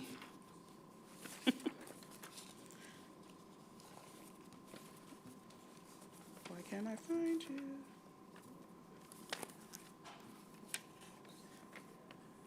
And with the California University of Science and Medicine, these are third and fourth year medical students. They're going to enter into a direct MOU agreement with those two entities to provide case management services at the 4 locations that we currently have. Thank you. That's a good transition into the case management system. If they should not want the case management after a period of time, say they're good the first week and the second week they say, you know what, I'm not so good with this. Where does that leave us as a city? There are several forms that the individual who participates in this program will have to sign, including a code of conduct, and it will clearly outline that this program requires engagement with case management services, and failure to do so outside of somebody's ill or something legitimate that comes up. The failure to do so will cause for the removal from an individual from the motel. The responsibility falls on the individual. The city is outlining the services it's willing to provide. The person has the right to agree to participate in those services and move forward, or they have the right to disagree. But that case management component is a part of the motel voucher program, and individuals must participate in that in order to continue to receive motel stay. And I understand, but let's say they, and I'm just hypothetical, they're in Ontario and they say, I don't want to participate anymore. Who does that fall upon? Does that fall upon our police department, Ontario's police department? Who does that fall on? So because our homeless outreach team would be the entity that took those individuals to the motel in Ontario and they no longer want to participate, then the homeless outreach will allow those individuals, they can come back. We're not trying to dump anybody in any other city. Right. If they're connected here to the city of San Bernardino, but they don't want to participate, we'll bring them back. However, in terms of the anti-camping enforcement, the city has met its obligation. We're providing those services. It's not on the city to make sure that every individual participates in their own individualized service plan. That's not our role. The role is just to make sure that we're not displacing people from encampments and not providing the resources like a shelter bed, and in our case, shelter bed and services. Okay, and Councilmember Alexander, if I may add to that. Sure. It's an all-inclusive service for this individual. They cannot pick and choose. They either accept or they don't accept. It becomes too costly to become pick and choosing what services you want to receive. And in addition to that, there are requirements receiving some of these funds from some of these areas that they have to abide by. Therefore, it's all-inclusive services. oh, I'm not worried about the service. I'm worried about if they get stuck in a different jurisdiction other than ours, who's responsible for removing them from said hotel? We are. So we send our police force to Ontario? Homeless outreach team, that's the entity that would have brought them there. Our homeless outreach team. Well, what about if they need a little more encouragement? Okay, so let me be clear. Because the city is not leasing these motels, this is a voucher system program. So in lieu of direct payment, the motels, they submit an invoice to the city, they receive reimbursement.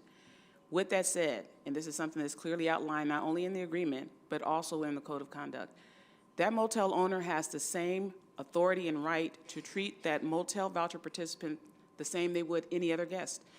If a person is not abiding by the rules and regulations, if the person is violating the motel's rules and regulations, that individual can be removed from the premises. And if the motel owner has to contact law enforcement because things get out of, then so be it. They will, sometimes you might find a situation where law enforcement needs to be called. But for the most part, we have our outreach team, which has case managers that can go try to diffuse and mitigate the problem. So hopefully that won't be the case, but I can't honestly sit here and tell you that that may never happen. Right, I'm just trying, you see where I was going with that, right? Yes. Okay, our responsibility because we're putting them in different jurisdictions. Oh, and my final question is that we did a state of emergency. How does that affect the 28 days? How does that affect the permitting process? I thought it was streamlining the permitting process, the RFQ. I thought we were moving in a much more urgent manner when we declared a state of emergency. And honestly, we were. But we had to pull way back.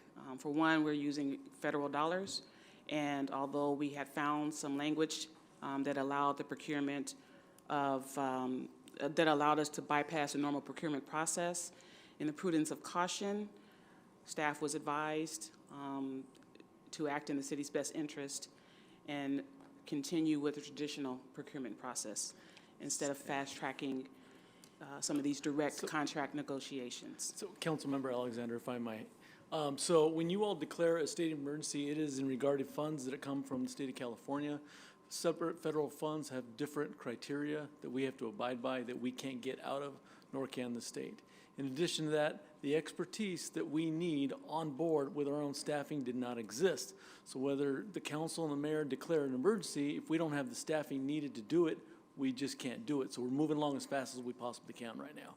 So we're going to fast track that RFP. The permitting process, I'm not too concerned about. We can fast track through the permit process to get the navigation center up and going. We're going to do everything we possibly can. And I do want to see this operating by next year at a minimum. Thank you, Mayor Pro Tem. So thank you, Director Lanier and Deputy Searcy. I appreciate both of you and all the work that you guys have been doing. I do have some concerns because I do want to mention, and both of you know that we've had conversations, and I've had these conversations with the last two city managers. And that is, I believe that we just have not been acting as quickly as possible. We have been looking at the situation in our numbers for well over a year and a half, 2 years. And this number that I'm looking at, the 2.9 million, we've looked at some models that would have cost us about 3.5 million, where we would have been able to place folks in a shelter where they would have been able to stay longer than 28 days and receive those wraparound services right here. There are plenty of models out here, and I'm just concerned as to why we didn't implement those models a year and a half ago, because as we were preparing and knowing that winter was coming, that we would have been in place here.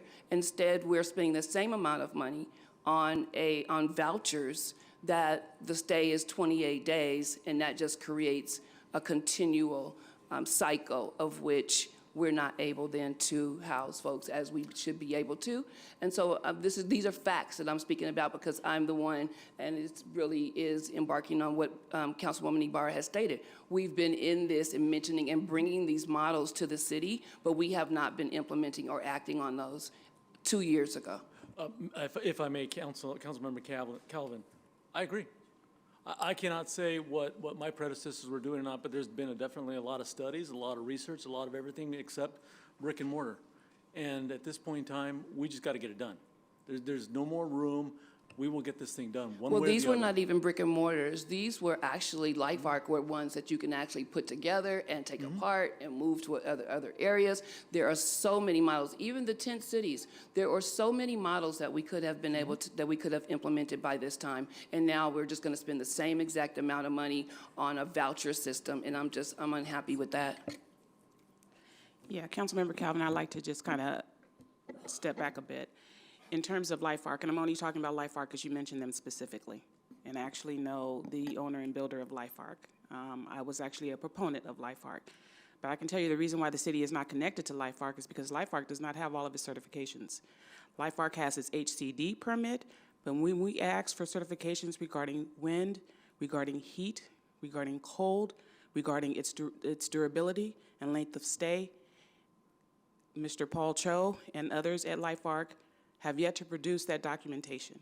And so that's why we did not move forward with that particular model. But other cities are using them, and they're building them right now. So I'm just concerned about how is it that they didn't provide it just to us, or because other cities, they're utilizing them currently and people are living in them? So the cities that you see on their website, such as the city of Victorville, such as the city of Lancaster, and there are others, there were initial talks and discussions, and I was there with Victorville because we were moving into an agreement with them. But the same concerns that I just mentioned were brought up then. And so you see cities highlighted, but if you contact those cities, you'll find they don't have anything in place. Now, the city in El Monte, that is the only structure. I do not believe they can show you any other building or structure. That's the only structure they have up, and they've been working on this for at least 2 years, and they're still not completely finalized with that. People have moved in, but like I stated, there are a lot of issues that we can't get around, particularly with the funding structures that we're using. No offense to Life Art, I love their innovative product, but it will not stand up to federal regulations with our funding source. Life Art being one, right? Life Art being one. But there are many.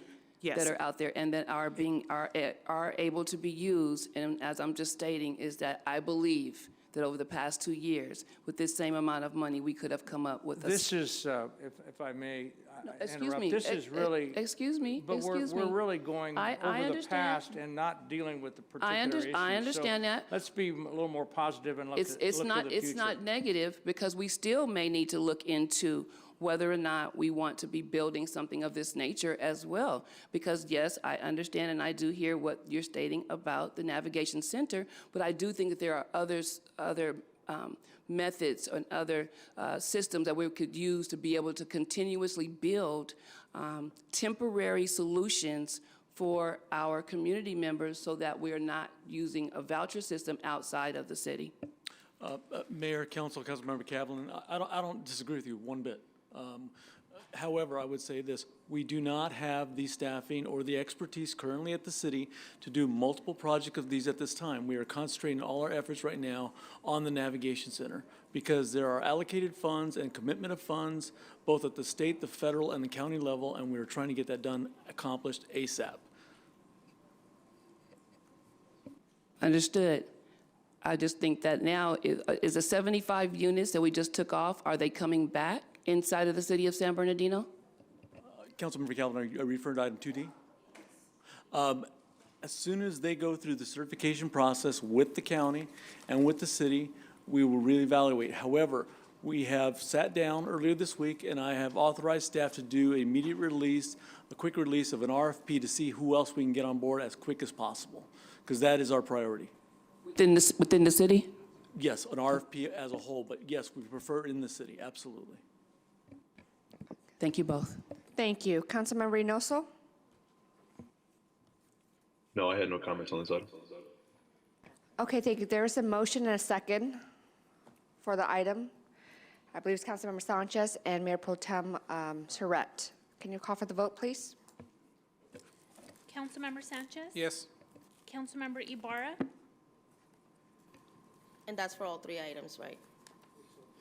Except for D. Yeah. Councilmember Figueroa? Yes. Mayor Pro Tem?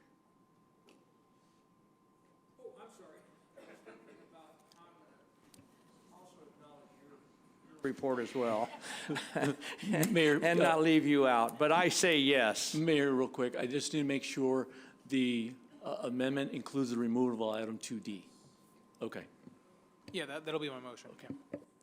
Councilmember Reynoso? Yes. Councilmember Calvin? Yes. Councilmember Alexander? Aye. Motion passes unanimously. And I do want to say that I don't want to leave you out. There was a good report, and you too are very thorough and have a clear knowledge of your subject, and I appreciate it very much. Thank you. Thank you, Mayor Pro Tem. We adjourn to the special meeting session number 2 to be held today at 6. Of course, it's well past 6 at the here. We're not moving the location. And we're going to start. So I now call to order. So I adjourned the first meeting, special meeting 1. Now I call to order this joint special meeting 2 of the Mayor City Council and the Mayor City Council acting as the successor agency to the redevelopment agency of the City of San Bernardino at 6:53 p.m. Before I begin, to my colleagues, did you guys want to take a quick break or do you want to continue? No, I don't think so. I don't think we need to. Continue? Okay, looks like we have a consensus to continue. All right. Madam City Clerk, please call the roll. Councilmember Sanchez. Here. Councilmember Ibarra. Present. Councilmember Figueroa. Here. Mayor Pro Tem. Councilmember Reynoso. Here. Councilmember Calvin. Present. Councilmember Alexander. Here. And Mayor Tran. Here. At this time, public comments will be heard for items number 3 through 22 and items not on the agenda. To address the City Council, each individual must fill out a speaker slip. Each speaker will have 3 minutes. We have 18 speakers.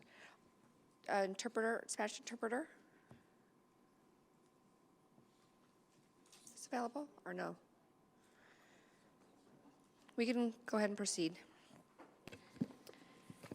First speaker is Annie, followed by Salam, Ricky Van Johnson, Jose Mendoza, Negrete, Rose Ward, Mike Hartley, Robert Porter, and Al Palazzo.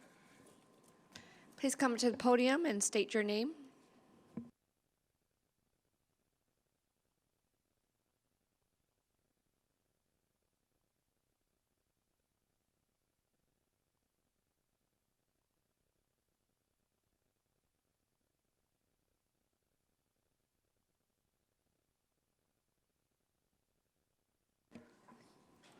Can you turn on the mic? Please, thank you. Good evening, Mayor, City Council members, and members of the public. My name is Jose Mendoza, and I'm the commander for the Disabled American Veterans, Chapter 12, San Bernardino, California. I'm here to speak about the positive impact that we had at the community in our recent years, but more importantly, the impact that we've had during the holiday season. I'm happy to announce that on November 15th, Disabled American Veterans orchestrated with its community partners, Home Depot, Feeding America, Costco, Loma Linda VA, San Bernardino Vet Center, was able to disperse out 200 turkeys and $50 gift cards, fruits and vegetables from Costco, and swag from Operation Gratitude. Lunch was provided by Wounded Warriors Project, and we were able to serve lunch to all veterans, volunteers, and community partners. Just over 400 people. This event was just under $29,000, but we couldn't have done it without great community partners such as the City of San Bernardino. Thank you, Mayor, for coming out and helping pass out turkeys. We really do appreciate it. We look forward to next year. On December 1st, this, DAV, Home Depot, and other community partners were able to disperse out 230 Christmas trees through the San Bernardino Home Depot and the Temecula Home Depot. Each veteran was received $150 in value, a grant that I personally wrote for $30,000. Thank you to Home Depot. Which brings us to our next event, which will be on December 16th. We will be teaming up with the San Bernardino Vet Center, Toys for Tots, and other community partners to disperse out toys to 80 families and 230 children. We also have a monthly food pantry open on Tuesdays and Thursdays with great community partnerships with Feeding America. We are here to talk about the positive moves that the City of San Bernardino and its community partners are doing. We at the Disabled American Veterans Chapter 12 want to be the change, not by talk, but by action. We are located at 2501 Pacific Street, San Bernardino, California, 92404. Mayor, City Council, please let us know where we can be of assistance. Thank you. That is my time. Thank you. Next speaker, please state your name.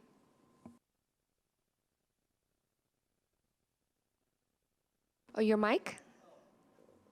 Robert Porter, lifelong resident of San Bernardino. Happy holidays. Hanukkah's coming up. Merry Christmas. Kwanzaa. Great time for San Bernardino. Always makes me feel nostalgic with the Ho-Ho Parade and the YMCA Christmas Parade this Saturday coming up. And it's just always a really fun time. Miracle on Court Street, we just had the Christmas tree lighting, and that was awesome. A little delayed, but I mean, you know, Murphy's Law sometimes happens, so I'm not gonna say too much, but I had to video that, but it was still really cool when it all lit up. I was like, wow! So, incredible job, and everything else was really well laid out, and the kids were having a great time ice skating. So that was cool. Please come down to the YMCA Christmas Parade this Saturday at 10 a.m. at Paris Hill Park. I'll be walking in it. The mayor will be there. The police chief will be there. Assemblyman James Ramos, probably a lot of the team here. So I look forward to seeing you all. And then there's a Jubilee afterwards, after the parade at the YMCA. And you're all welcome to show up and get your picture with Santa. And if you know our Santa, he's a really great guy. So please go and say hello to him. I'd also like to mention something incredible. The San Bernardino hometown native, Jaden Daniels, 2023 Heisman Trophy winner, quarterback from LSU. He's from Cajon. This is incredible stuff. Right? I was hoping I would get to meet him today, but maybe not yet. But that would be awesome if we could get in here. Maybe some kids from Cajon, and it would just be awesome. So congratulations to him. And I want everyone to have a happy holiday season. You still have time to put up your Christmas lights or your holiday lights or your decorations. So if I'm driving by your house, team, I hope to see that you have them up. This is Robert Porter with I Love San Bernardino. Thank you very much. Thank you. Mr. Porter, just to clarify, Jaden is one of the finalists, so we will cross our fingers that he is the winner for the Heisman. Thank you. He is a winner to us.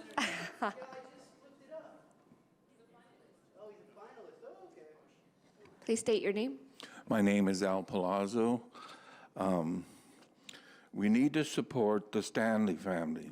Not one of you on the dais showed up when they had their meeting to hear your ideas.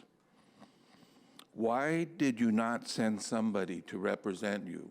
Perhaps the city manager, to show your unity? City manager, you need to understand the importance of the old Harris building to the future of a reinvented downtown.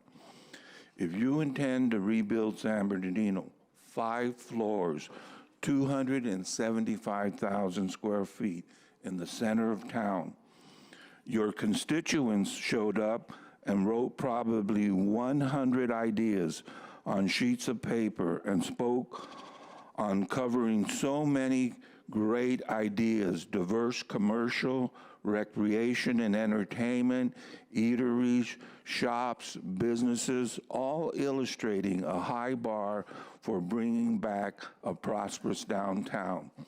The Stanley family has made great sacrifices. They are visionaries and will achieve their dreams. City manager, these comments are for you. I very much would like to have you take my vision tour. It's 2 hours.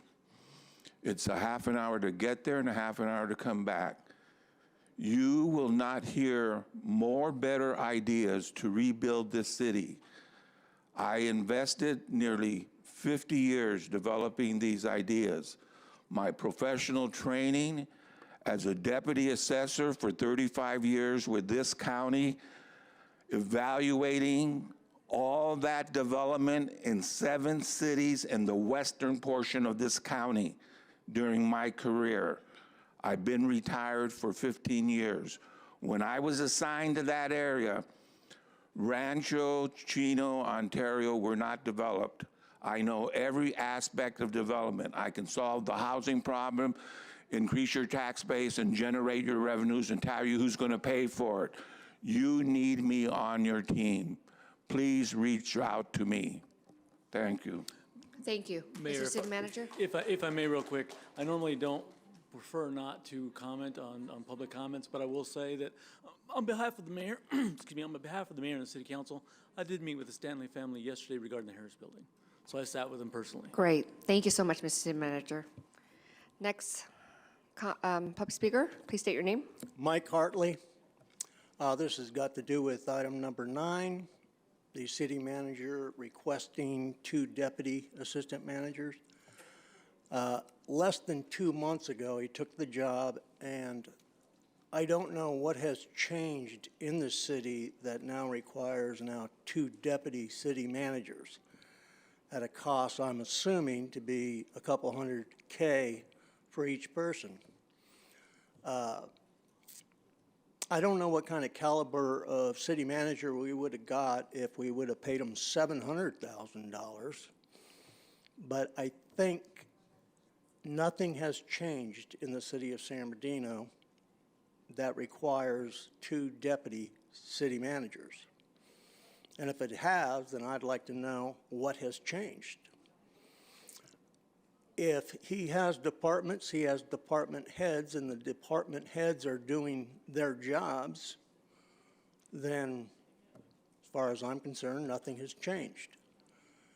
But I am definitely against, I don't know where the city's getting all this money, but I don't see where we need to spend that kind of money for 2 deputy city managers, unless you can show me improvement. If the city manager says, if I had 2 deputy city managers, this is going to improve. This is going to improve in 60 days. And then there's a review. And if there is an improvement, great. But if it still remains the same like San Bernardino always has, there's no reason to hire 2 deputy city managers. Thank you. Thank you. Next speaker, please state your name. Good evening, Esmeralda Negrete, a resident of San Bernardino. I'm here to ask you to reconsider before you vote some of the information that you have in the packet regarding agenda item 14, which is supporting WIN, and this went through our chief of police. For what I saw repeatedly in the information, it was that it support the youth for drug abuse, or dangers of substance abuse. And what's stated in the contract is cannabis. Most of you here made a decision a few years ago to support cannabis in the city of San Bernardino. Other cities chose to not have cannabis at all. And so one of the things that was going back over and over to the voters was that cannabis is not this gateway drug. That's, of course, the rhetoric being used to support the sales of marijuana. So if cannabis is not this gateway drug and it's not this big hoo-ha scary drug, then why do we need to spend money on getting kids to, say, stay away from this and this is dangerous, right? It just kind of contradicts the decisions that were made. Not only that, but because that contract states that it's for grades 5 through community college, each one, Mr. Alexander, your wife sits on the school board. Ms. Calvin, you're very well affiliated with the school board. Ms. Tran, you're also well affiliated with the school board, in contact with the school board. And so, Mr. Reynoso, same here. I know you've said you're very much involved with the schools. So those of you who are involved with the schools in one way or another, you would know that our school district has many programs to talk to the kids about the dangers of drugs.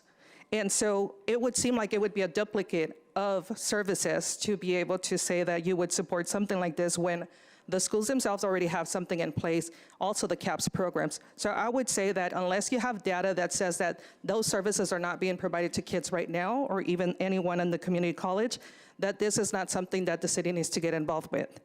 The next agenda item, it's regarding the assistance to the city manager.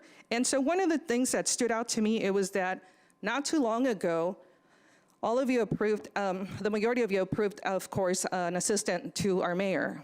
So when I looked into what was provided in the agenda item packet, currently there's still 4 existent positions for the mayor.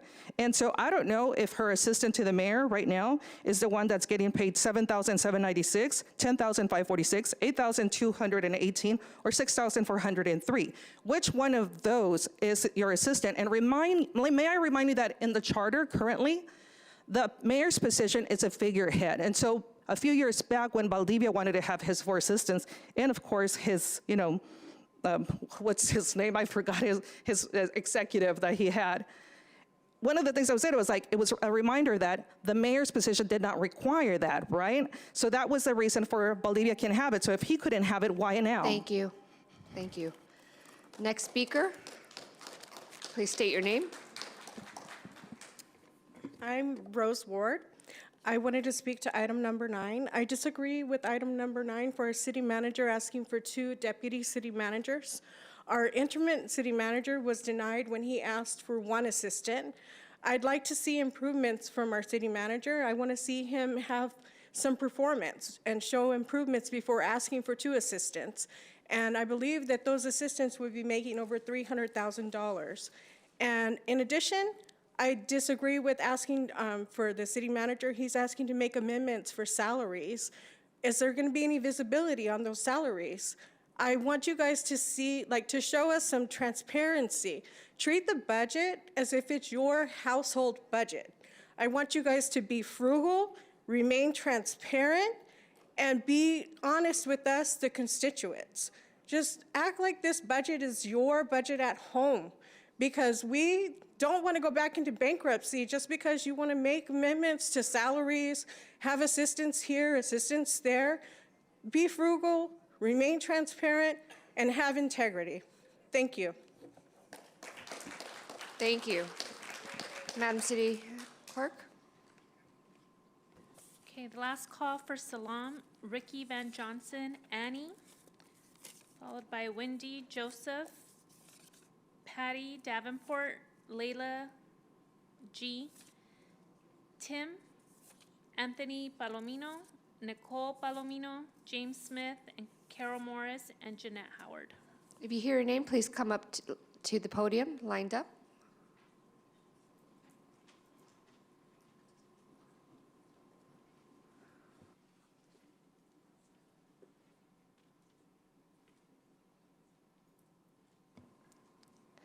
Please state your name. You could just come up to the podium and turn on the mic, please. Hello. Good evening, Mayor, City Council members, and the City of San Bernardino. My name is Wendy Joseph. I am the founder of Pray for the Prey 827. I'm an Everytown Gun Safety Lead, Moms Demand Action for Gun Safety in America volunteer, Everytown Survivor Network fellowship speaker, Students Demand Action for Gun Safety of America. My son, Joseph Lee, at the tender age of 19, was lured outside and murdered on August 27, 2017, in St. Louis, where he was housing people who were displaced, and he was robbed for his rent money. He graduated high school with 64 college credits and decided to earn his associate's degree prior to enlisting in the Marine Corps. And the AR-22 that was purchased on August 24, 2017, on the gun owner's 18th birthday, he was given 600 free bullets, and my son was in college, originally from California. He was robbed. The same guy who purchased the gun robbed someone the same day, and my son was murdered 3 days later. He had a son that was born 4 months later, and my son never got a chance to meet him. He was a junior. After my son was murdered, I was mute for almost 2 years, and I had to take classes at Chaffey College to learn how to speak again because I was traumatized. This is the effects of gun violence, and this is what it has on families across America. I'm here because I know that San Bernardino was given, think about $33.8 million for violence intervention programs. It was in a report, September 28, 2022. I've been trying to call around to the city, to the police department, everywhere to see who's working that program. Because in California, we have hit a landmark. Governor Gavin Newsom signed a historic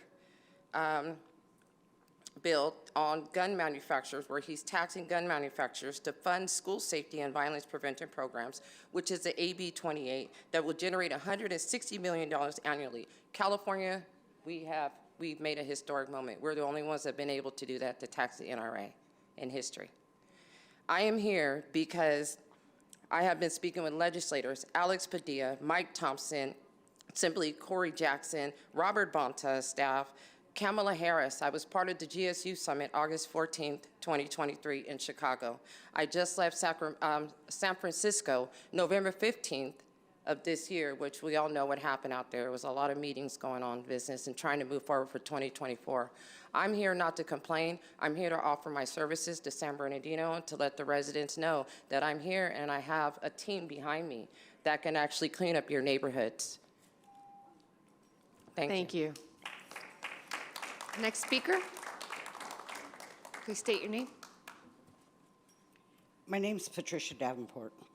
You have a photo from me, and I'm going to briefly explain it. You all were handed a photo. There it is. What it is that leads into the Hill Drive issue that we have up in the north end of San Bernardino next to the Melissa Bradbury Newberry Park. This property, there's a fence. You can see the fence on the west side is where I live. My mother-in-law owns that property. On the right side of that fence, after a lot of research, after I went through the help desk and everybody to get it cleaned up, because prior to July, Jim Gondos, who was in Parks, every year came for 18 years and cleaned up this side of the fence. The city did. They quit doing it 2 years ago, and I didn't know why. So I called down to the help desk, put in a request to have them come clean it. They canceled my request, didn't call and tell me, so I was following up with them, and they said they canceled it because it's my mother-in-law's property. So if it is my mother-in-law's property, then why has the city been cleaning that property for 18 years? That would be a good question. Well, I figured it out. The reason is because you see the mound of dirt and you see the cement on top. The city dumped that on my mother-in-law's property 20 years ago when they built the ravine, which is right there, when they built the new houses. And I have tile on that property, fencing, all the stuff that they did. And I've lived there that long, so I know. And then when the city parks comes and does their cleaning on the other side of the ravine, and what's in the ravine, they take that garbage and throw it back on our property. So I went through, I've been in contact with Mr. Kevin McCurdy, and him and I, because I was tired after they canceled my request and wouldn't do anything, I called down to Ernesto, but he's out. So then I got Kevin, and Kevin's been very, very helpful. And he actually said that they would clean that parcel of land because of all the rubbish that was thrown on there from the city. Instead, because it took 4 months for them to finally come back, I went and cleaned it myself. And then I threw all the garbage into the ravine. And the city now is halfway through that ravine. Here's your problem. There's a green area where they have around the houses. All 5 of those sprinklers are broken. Thank you. Can I finish? I'm almost done. Oh, yeah, okay. Those sprinklers are broken. Those sprinklers go down to Hill Drive and ruin the street. That's been going on for 20 years.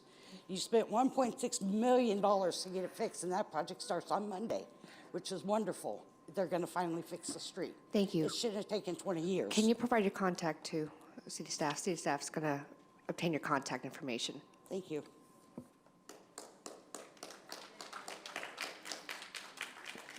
Next speaker, please state your name. Good evening. My name is Layla Gamolka. I'm the president of the North Park Neighborhood Association, and I would just like to address my comments specifically to Councilman Charette, since he's my council member. Piggybacking off what Patty was talking about, Hill Drive is an absolute disgrace. You can't even drive on it. It has been deteriorating, like she said, for 20 years. People have made CRM requests. People have written to the city. Many people have written emails to Councilman Charette begging for his help to get this fixed, and nothing happens, not even the courtesy of a return email or a phone call. And so I am here, Councilman Charette, to ask you personally, please, please, listen to your constituents. They're begging you for help, and you're completely ignoring them. So please do your job, answer these emails, get that street fixed, please. Thank you. Thank you. Before we go to the next speaker, I just want to note that Councilmember Calvin had to leave due to an emergency, family emergency. So just note that. Next speaker, please state your name.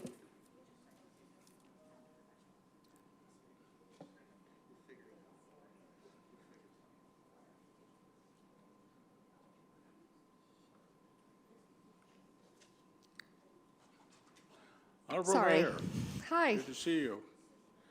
I know that you're expecting, and you're doing a great job. Going to bring a new citizen to the city of San Bernardino. And I wanted to comment, my name is Jim Smith, and I just wanted to compliment this young lady here.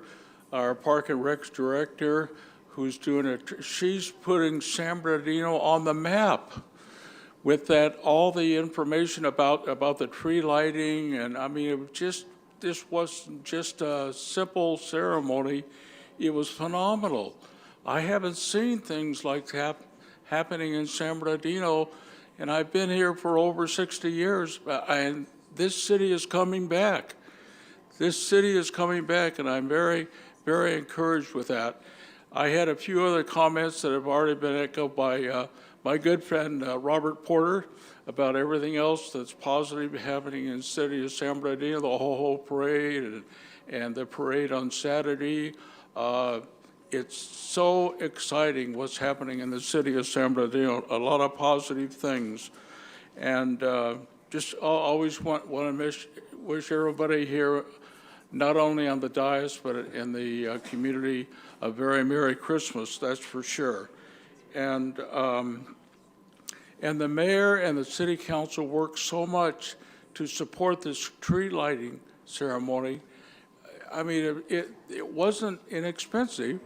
You spend a few bucks and you set up the plate, but that's what we need to do. We need to spend the money in the right places for the city of San Bernardino. I wanted to briefly talk about what's happening with the tremendous school system we have here. City schools. We have a new superintendent. We have 46,000 students, and I received an email the other day about their plan that's moving forward. They are talking to city leaders, other people in the area to put together a plan that's going to be completely implemented by 2030. But we're going to get some results prior to that because we have great leadership, not only in the mayor's office, with the city council, the county board of supervisors, the police department. They're doing a great job. Let's all hop on and have a positive attitude for the city of San Bernardino and move us forward. Thank you. Thank you. Next speaker.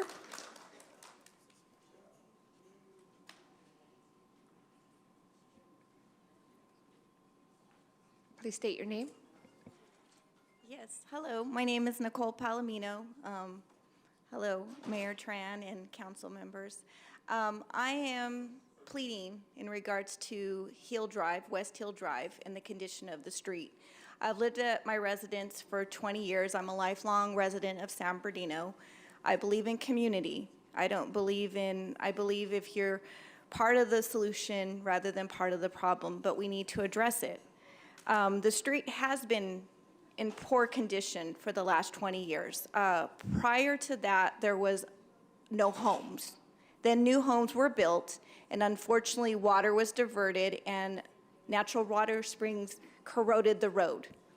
However, in the interim, most of the time, the city, when you asked for assistance to fill a pothole, they would come out with the water vacuum machine, take out the water, fill the pothole, and every couple months continue maintaining the road.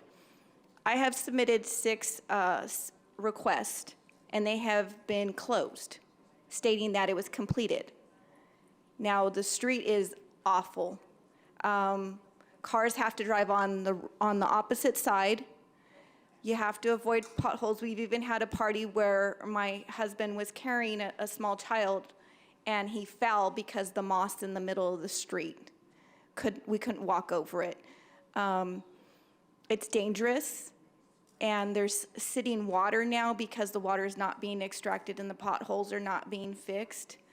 And again, I've submitted requests, and they're being closed, stating that they were completed. To me, that's fraud. I haven't had this problem prior. It just started recently as far as the closed cases within the last year, but the street is horrific. When I have family members come visit me, because the park is beautiful, the area is beautiful, I tell them, oh, the city's gonna fix it. Just to avoid the pothole, watch the potholes. That's lies. I don't know when the city's gonna fix it. I have sent several letters, And Councilmember Mr. Charette, what I admired about you when you would come to the meetings at the North Park Association was just that you just seem so transparent and you just seem so approachable. I'm asking you, please, do something. Help us. I want to work with you, not against you. Again, thank you and blessings to all your family, and you have a wonderful holiday season. Thank you. Thank you. Next speaker. Please state your name. Hi, I'm Anthony Palomino.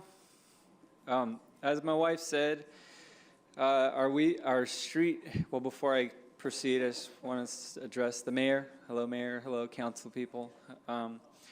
My wife's a very advocate for calling, making calls, emailing, stuff like that. You know, I can be very negative and, you know, just feel like no one's going to do anything. You know, God love her because she's on it. You know, but like I said, the streets, we've been there since 2003, before there was any homes up there above the park where Newberry Park is. There's now, in 05, a couple years after the old fire, they built new houses, and when there's been flash floods and just rain, a lot of water just comes straight down Hill Drive. And in the past, she's called and they did come and service, you know, potholes, make some repairs, but over the past couple of years, it's just really gotten worse to the point where the water's in there so constant that it's very mossy or got like green sludge. And now it's just sludge. And like she said, I was carrying a friend's child, and it was heartbreaking because, I mean, I know obviously when water is on the pavement, it's slippery in general, but there's actually like moss. And so even when I back out of my driveway and hit the middle of the street, my car has like totally took a, you know, like it wasn't just water on pavement, it's because it's so sludgy. And pretty much from Acacia and Hill all the way down the street to where Mayfield meets Hill, it's just, there's potholes that are is almost maybe a foot deep in some areas, maybe a few feet or longer, like parallel to the street, and maybe even a few feet wide in some areas. Just, I mean, literally a whole car tire could just drop in there. And, you know, I've had someone that lives nearby us where their tire blew out, you know. I've seen kids almost have some pretty bad fault. My son is riding his bike, and as soon as he hit that water, it was just like, you know, it's dangerous, and it's just unsafe. And, you know, at the same time, I do appreciate the park. The park is well maintained. I've had people come to our house and visit, and they've said how, wow, that's a nice park. That's really, they maintain it really nicely, and I do appreciate that. I did not grow up in this city, but I've lived here for about 22 years now. You know, I love the city. I've raised my kids here. I met my wife here, and so for me to even be here speaking to you folks is probably big on my part because, like I said, I can be negative, I can just be a naysayer, but I guess for me it's getting out of my comfort zone and being here tonight, and just thank you for listening to me, and God bless you going into the holidays. Thank you. Thank you. Next speaker, please state your name. My name is Jeanette Howard, and I've lived here since '96. I've lived on Acacia and Hill for 24 years. Prior to those houses being built up there, I just want everyone to know that there was natural water that came through the middle of the park. There's an aluminum bridge there that's now filled in with dirt and everything, and water, a lot, used to come through the middle of the park, underneath that bridge, through the middle of the park, and go down into, you know, the gutter, right at the street. There was wildlife, you know, bunnies, frogs, tadpoles. I have 3 boys who raised them at this house, and they'd have a great time. You know, now it's just filled in. So what happened was when the fire went through, the builders, whoever they were, decided to clear the land, and they rerouted a natural spring.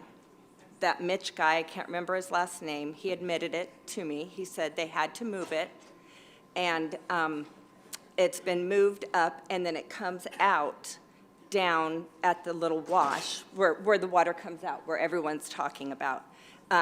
We have been told when I've called that it's just the sprinklers from those houses up there. It's not. It is not the sprinklers from up there. It may be a portion of it, like the other lady said, but it is this natural water that is coming through. Anthony said there's 1 foot by 2 foot holes filled with black water. Black water. Nobody can see when you're driving down the road. You know, you have to slalom to go through the street. And that's at a park. You know, kids are playing at the park. Cars are going all over the place to try to be safe for themselves. This isn't a safe situation.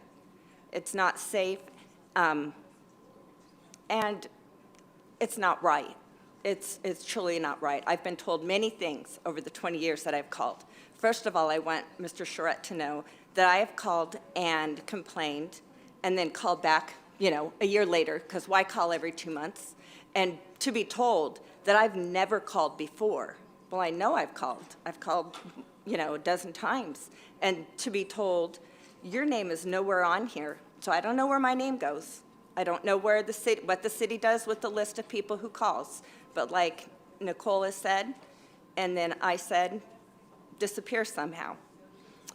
It needs to be taken care of. It's an asphalt street with this, they tried to put cement down the middle to take care of it. But now it's just potholes on both sides. So we can have kids ride their bikes through it, cars, you know, I've had flat tires. I've had 2 flat tires over 20 years. You know, and someone could say, why not just go around it? Don't go use that street. But that's not right. Thank you. Thank you. Next speaker, please state your name.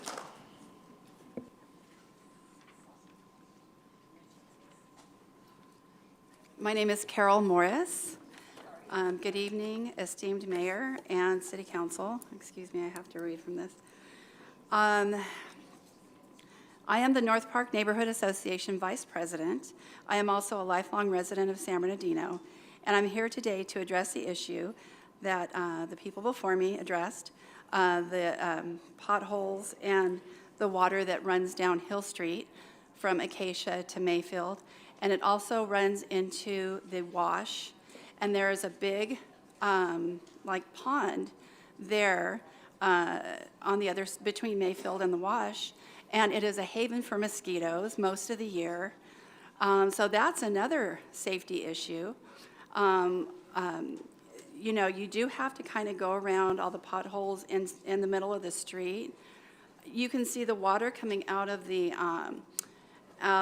drain, out of the storm drain on the northwest corner of Acacia and Hill Drive. You can see the water flowing out of there 24/7. Supposedly, we're in a drought. If we're in a drought and if there's global warming, which I don't believe in, but if there's all of that going on, then why are we wasting water? That's another issue. Why is this water not being collected? Why is it just allowed to flow and then to evaporate or just to sit there and collect, just sit there, and, it's just not right. Okay, also, let me see. Okay, our tax dollars are supposed to, this is what our tax dollars are supposed to do, and you have failed in this area. So I encourage you all, has anyone walked that area? Have you guys walked it? Have you actually seen it with your own eyes? I encourage you to. If you have not seen it, if you have not walked it, especially Mr. Charette, because that is your ward, I encourage you to walk that area from the park to Mayfield, and so that you can see the damage that has been done by the water. Thank you. Thank you. Next speaker, please state your name. Hello, my name is Tim Usher. Greetings to the citizens of San Bernardino, mayor, and esteemed members of the council. I guess I am the anchor of the North Park group here for the Hill Street. I think you can tell by the wonderful citizens we have that have spoken before me that it's a great neighborhood. It is a really great neighborhood. I've lived there for over 30 years. We've raised our kids there, really enjoyed the neighborhood. However, the hydrology of the place is complicated, to say the least. And in the fixes that, by the way, I have a PhD in physics, so I know a little bit about this. So the fixes that have been attempted in the past are just paving over the potholes in this sort of typical fashion. But that's just throwing good money after bad. Yeah. There needs to be a more comprehensive solution for that area. There are springs up above in the mountains there. The water flows down, and the catch basin is right down below Hill Drive. So it makes for a really, really complicated situation. And the development that was put in really worsened the problem. There used to be an area on the other side of Newberry Park in which the water could collect a little bit. The runoff from there would run under the little bridge there and run out into the roadway, right?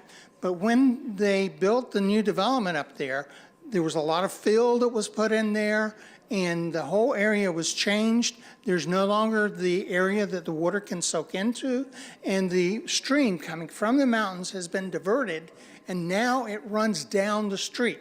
The street has no rainwater, underground sewage runoff route, so it just runs down the roadway there. And originally when the road was put in there was a small cement runway that was put into the middle of the street, and when those flows were small, that would help the situation, okay? But with this increased water flow, now it just flows over into the paved areas, and those paved areas again, after a very short time, get really deep potholes in them. And I really want to emphasize the safety factors involved here too. Our neighbor. Thank you. Oh, that's time out? Yes, thank you. Forgive me, I'm a university professor. I speak too much. Not a problem. All right, good night. Thank you.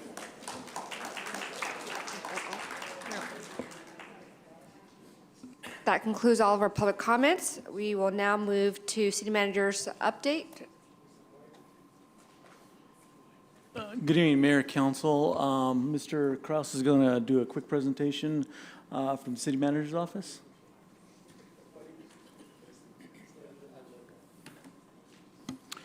Good evening, Honorable Mayor and City Council members. A couple quick, brief updates.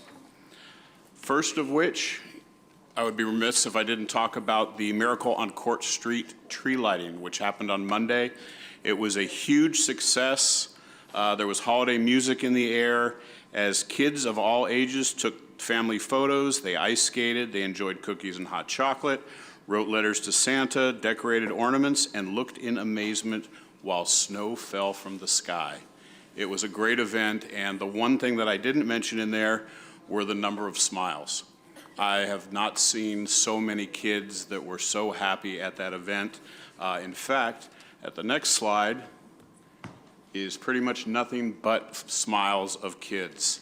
Many adult smiles, too. There were adult smiles as well. It was a wonderful event, and kudos definitely need to go out to the Parks and Recreation Department as well as the Public Works Department for their hard work.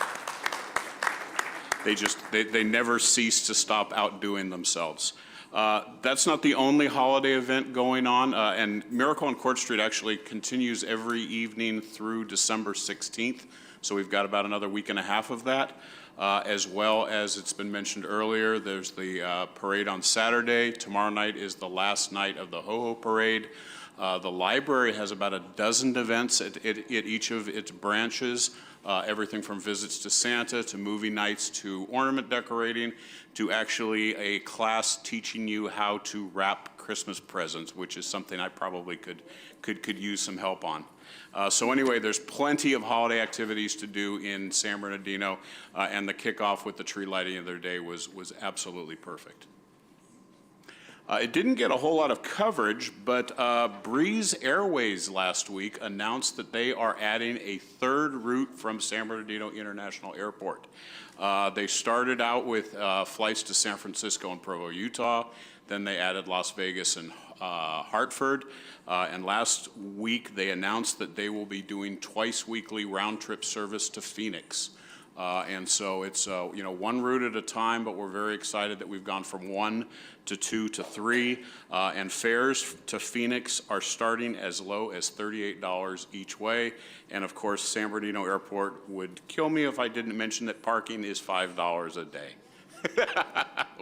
which we have heard many a time. Finance Director Barbara Whitehorn is not here, but we learned today that the Government Finance Officers Association let us know that the Finance Department in the City of San Bernardino has received the Certificate of Achievement for Excellence in Financial Reporting. That's a big deal for accountants. The Certificate of Achievement, absolutely, and we've got a couple people from the Finance Department here. The Certificate of Achievement is the highest form of recognition in governmental accounting and financial reporting, and its attainment represents a significant accomplishment by a government and its management. So congratulations to the Finance Department for a job well done.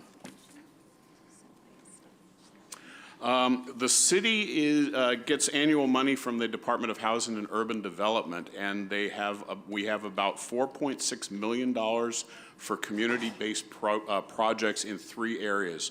One is the traditional one that many of you know about, which is the CDBG, Community Development Block Grant funds. That is for public services and neighborhood facilities.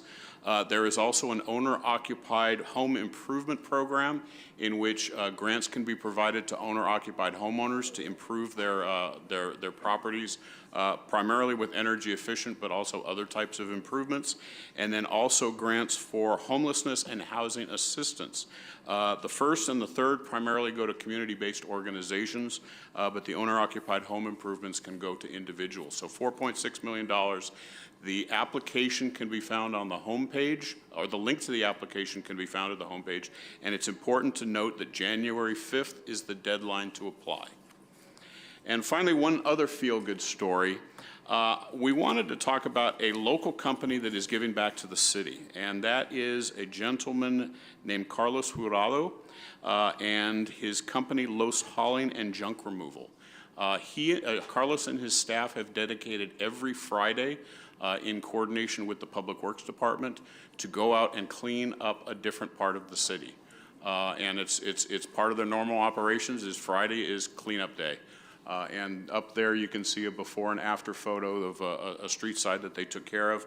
They've been doing this for about 2 months now, and when you combine that with what our staff, Public Works staff, as well as CEO Works is doing on cleanup projects, we're very pleased with the progress, but very grateful to the work and the dedication of Carlos and the people from Los Hauling and Junk Removal. And with that, that concludes my report. Thank you. Thank you. Okay, moving on to consent calendar, items 3 to 21. Council members, do we have any questions or pulls from the consent? I do. Is there, Councilmember Alexander, is there an item? Number 11. Number 11? Any others? If not, do I have a motion? There's a motion by Mayor Pro Tem, seconded by Councilmember Figueroa. 7, I need 7 and 20. Items number 7 and 20. Number 9 as well. 9, 7, 9, 11, and 20, right? I have 7, 9, and 20. Councilmember Reynos, can you repeat your polls? Those are mine. I believe Councilman Alexander pulled another one. Can you repeat your polls again, the numbers? 7, 9, and 20. Thank you. And then Councilmember Alexander's 11. With the 4 polls, there's move to for the balance and a second by Councilmember Figueroa. Councilmember Sanchez? Yes. Councilmember Ibarra? Yes. Councilmember Figueroa? Mayor Pro Tem? Yes. Councilmember Reynoso? Yes. Councilmember Calvin is absent. Councilmember Alexander? Aye. Okay, motion passes. Thank you. Let's start with item number 7 from Councilmember Reynoso. Yes, thank you. Yeah, I just had some comments, Mary. I know we've discussed this item recently. I just wanted to highlight, because I know it's a CFD approval. I don't really have an issue with that as long as we actually are upkeeping. There's been some issues. I want to translate that here. There's been some issues around median upkeep, landscaping on corners, et cetera, especially in the north end. But we also have an issue around sewage and drainage. And so I want to make sure that's not overloaded when we do get to this project and its time. And I also wanted to make sure what I had stressed in the email about that the developer is not encroaching on any individual's existing property lines as we move forward. I know that our process, I only pulled it because I believe over the last couple of months, I don't know what happened, but we went from questions became pulls automatically. So I just wanted to translate that. And I hope that we can discuss it offline, but I'll move approval on 7-2. Thank you. Please call for the votes. Councilmember Sanchez? Yes. Councilmember Ibarra? Yes. Councilmember Figueroa? Mayor Pro Tem? Councilmember Reynoso? Yes. Councilmember Alexander? Aye. Okay, motion passes. Thank you. Next item is item number 9, Councilmember Reynoso. Yeah, Charles, I just had some questions about this. I know we can't tell you who to hire, but and this is going to be related to item 20 as well. That I want to make sure that if there's like some kind of mechanism or some kind of way that we can start advertising that internally, because I can't tell you who to hire, like I said, nor do I care to, but I'd appreciate if there was some kind of, I guess, inner kind of promotional ability for our staff, and especially talking about deputy directors. But more so, the question I have for you is, what does this mean in relation to the current role of the assistant city manager? Like, what would that look like, the operations? So Councilmember Reynoso, what's going to happen is the deputy city managers are going to be segmented into internal department functions of the city and one doing external functions, public works, parks, those types of things. We need to focus on providing direct services to the community. Right now, we have major staffing issues, recruitment issues throughout every sector of the city, even severely in public works. We can't recruit the people. They don't want to work for the city right now, and I'm trying to get a hold of the services. All we could do right now is provide basic level of core services to the city. We have 230,000 residents that expect more, and we haven't been doing a lot, and I need the ability to do that. So let me jump around. Yes, our intent is always to recruit internally as best as possible. There's an experience level. There are certificates, like in public works, where I need people that are engineers, people that have the experience level to move some of these projects forward. The city has been paying for some period of time individuals to come in. We're paying 1.5 times the cost for a normal director to do these jobs, and it's not needed. We're having severe recruitment issues, retention issues, training issues, educational issues, and these individuals are going to help me manage those specific areas. This is a fairly large city of 230,000 people, and for us not to have the latitude or the ability to go out and do outreach to recruit people is just makes things more and more difficult. I understand. There's a motion and a second. Mayor Pro Tem and Councilmember Figueroa for item number 9. Please call for the votes. Councilmember Sanchez? Come back to me. Councilmember Ibarra? No. Councilmember Figueroa? Mayor Pro Tem? Yes. Councilmember Reynoso? I'm going to vote no. Councilmember Alexander? Okay, Councilmember Sanchez? So I'd like to make a substitute motion. I'm willing to move forward with this item as long as that there's a condition that the city manager come back with a full presentation of the fiscal impact as well as a org chart and an explanation as to what role the assistant city manager is to have under this new paradigm or under this new structure, as well as a thorough description of the role that the deputy city manager is supposed to have. So that would be my substitute motion. So that would be That would be to approve well, there is no, again, there is no budget action here, but approve the resolutions creating those positions with the condition that you come back with a full discussion item at the next meeting. I'll second that. Mayor Pro Tem? I have a legal question. We've gone for a vote, we've gone all the way through the vote, and now after we've, 5 of us have voted, 4 of us have voted, whatever, 5, I guess, and now we've got a substitute motion. I'm just curious how we handle that. Oh, I'm so sorry. Turn this on. You could handle that with the assumption that that vote would not carry unless you want to take that vote and force the council member to vote. It's up to the chair if you'd like to take the substitute motion. Seems to me like the substitute might get you an affirmative decision, so I don't think that it is prohibited. So I, as a chair, could move the first?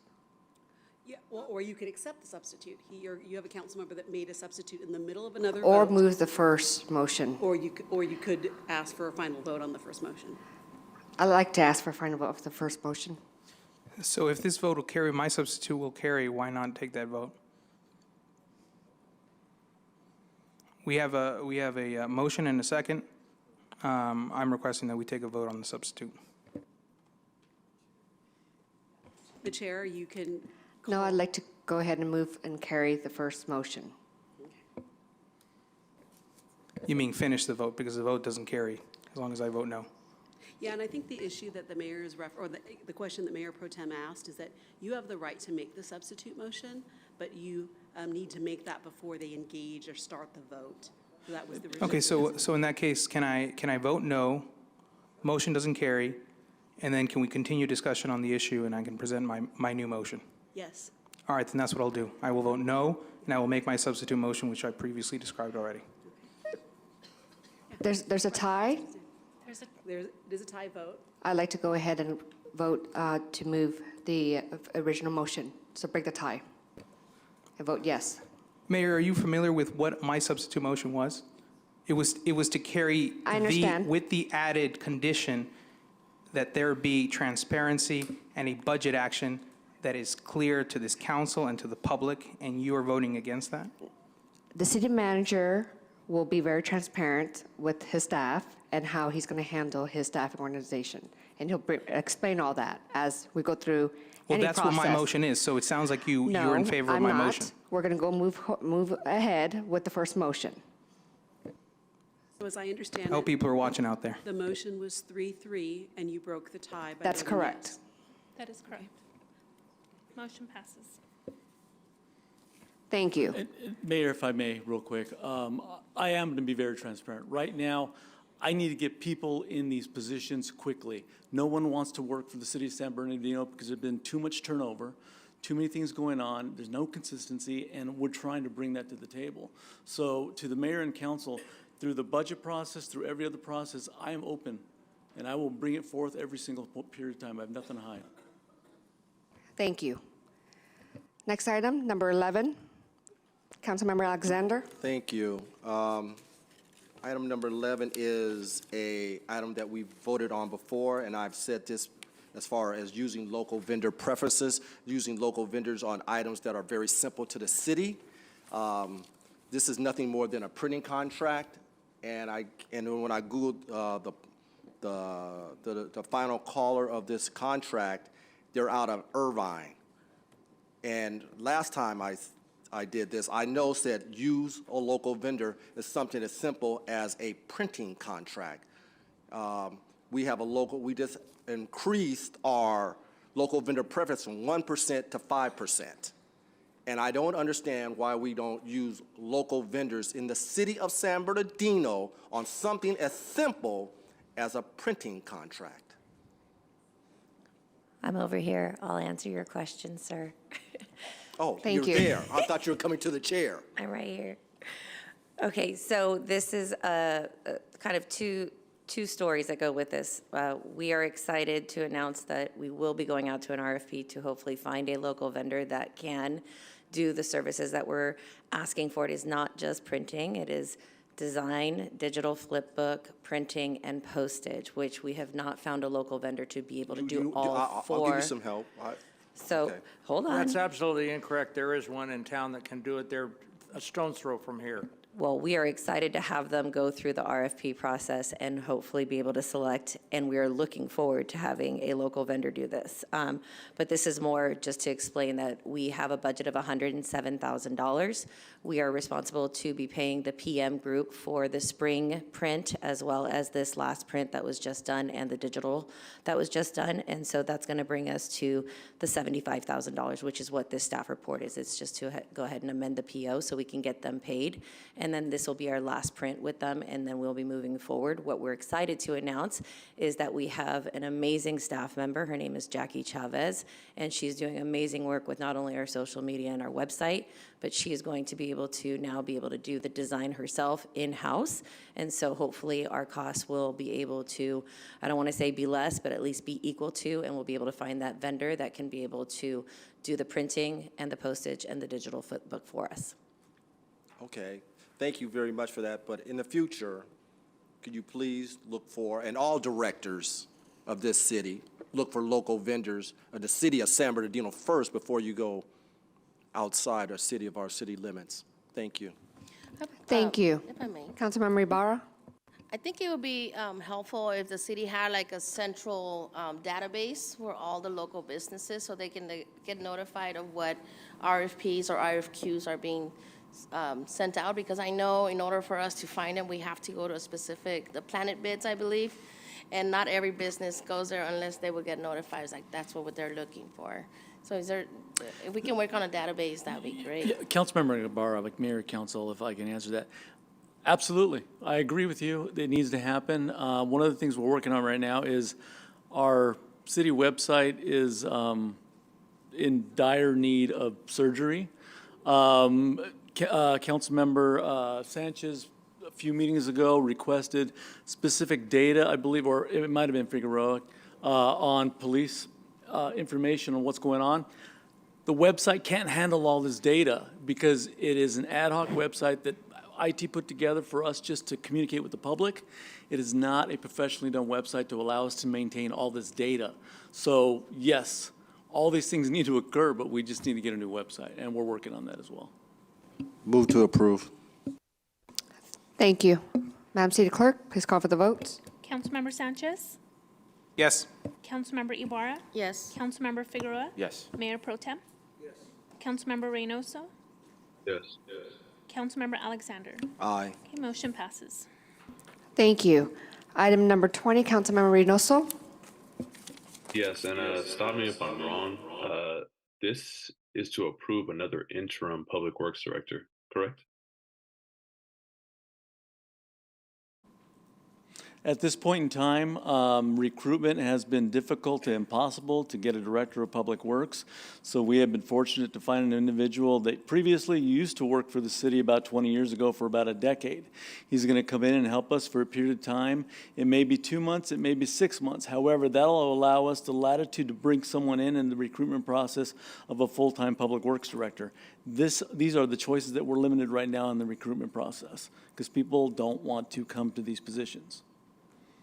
I guess what I was going to get at is if it's an HR issue we can't answer, just tell me that. But did Ernesto, do we not have Ernesto anymore? If I may, it's a personnel issue related, but he was never the director. He was interim though, and we're appointing another interim, correct? This individual, and I might have to turn this over to Sue, this individual has a certification as a public works director managing these projects. We look at individuals who have the experience and the longevity to run some of the projects that council has already approved in the budget process, and that is why we're bringing in this interim director. Fair enough. Mayor? Councilmember Ibarra? Just a quick, maybe this for HR, maybe look into what kind of trainings our current staff can do, so that way they can move up on the ladder. There's nothing better than promoting one from within, people who know the city, and give them the opportunities to grow within the city instead of bringing people from the outside. That would be something that maybe in our HR department we can focus on moving forward with our current staffing, because that could also help with the retention, kind of give them an incentive to to want to go through trainings and certifications. Councilmember Aurora, you're absolutely correct. Part of this is on the individual that they want to move up and they want the education and they want the help from the city to get that education.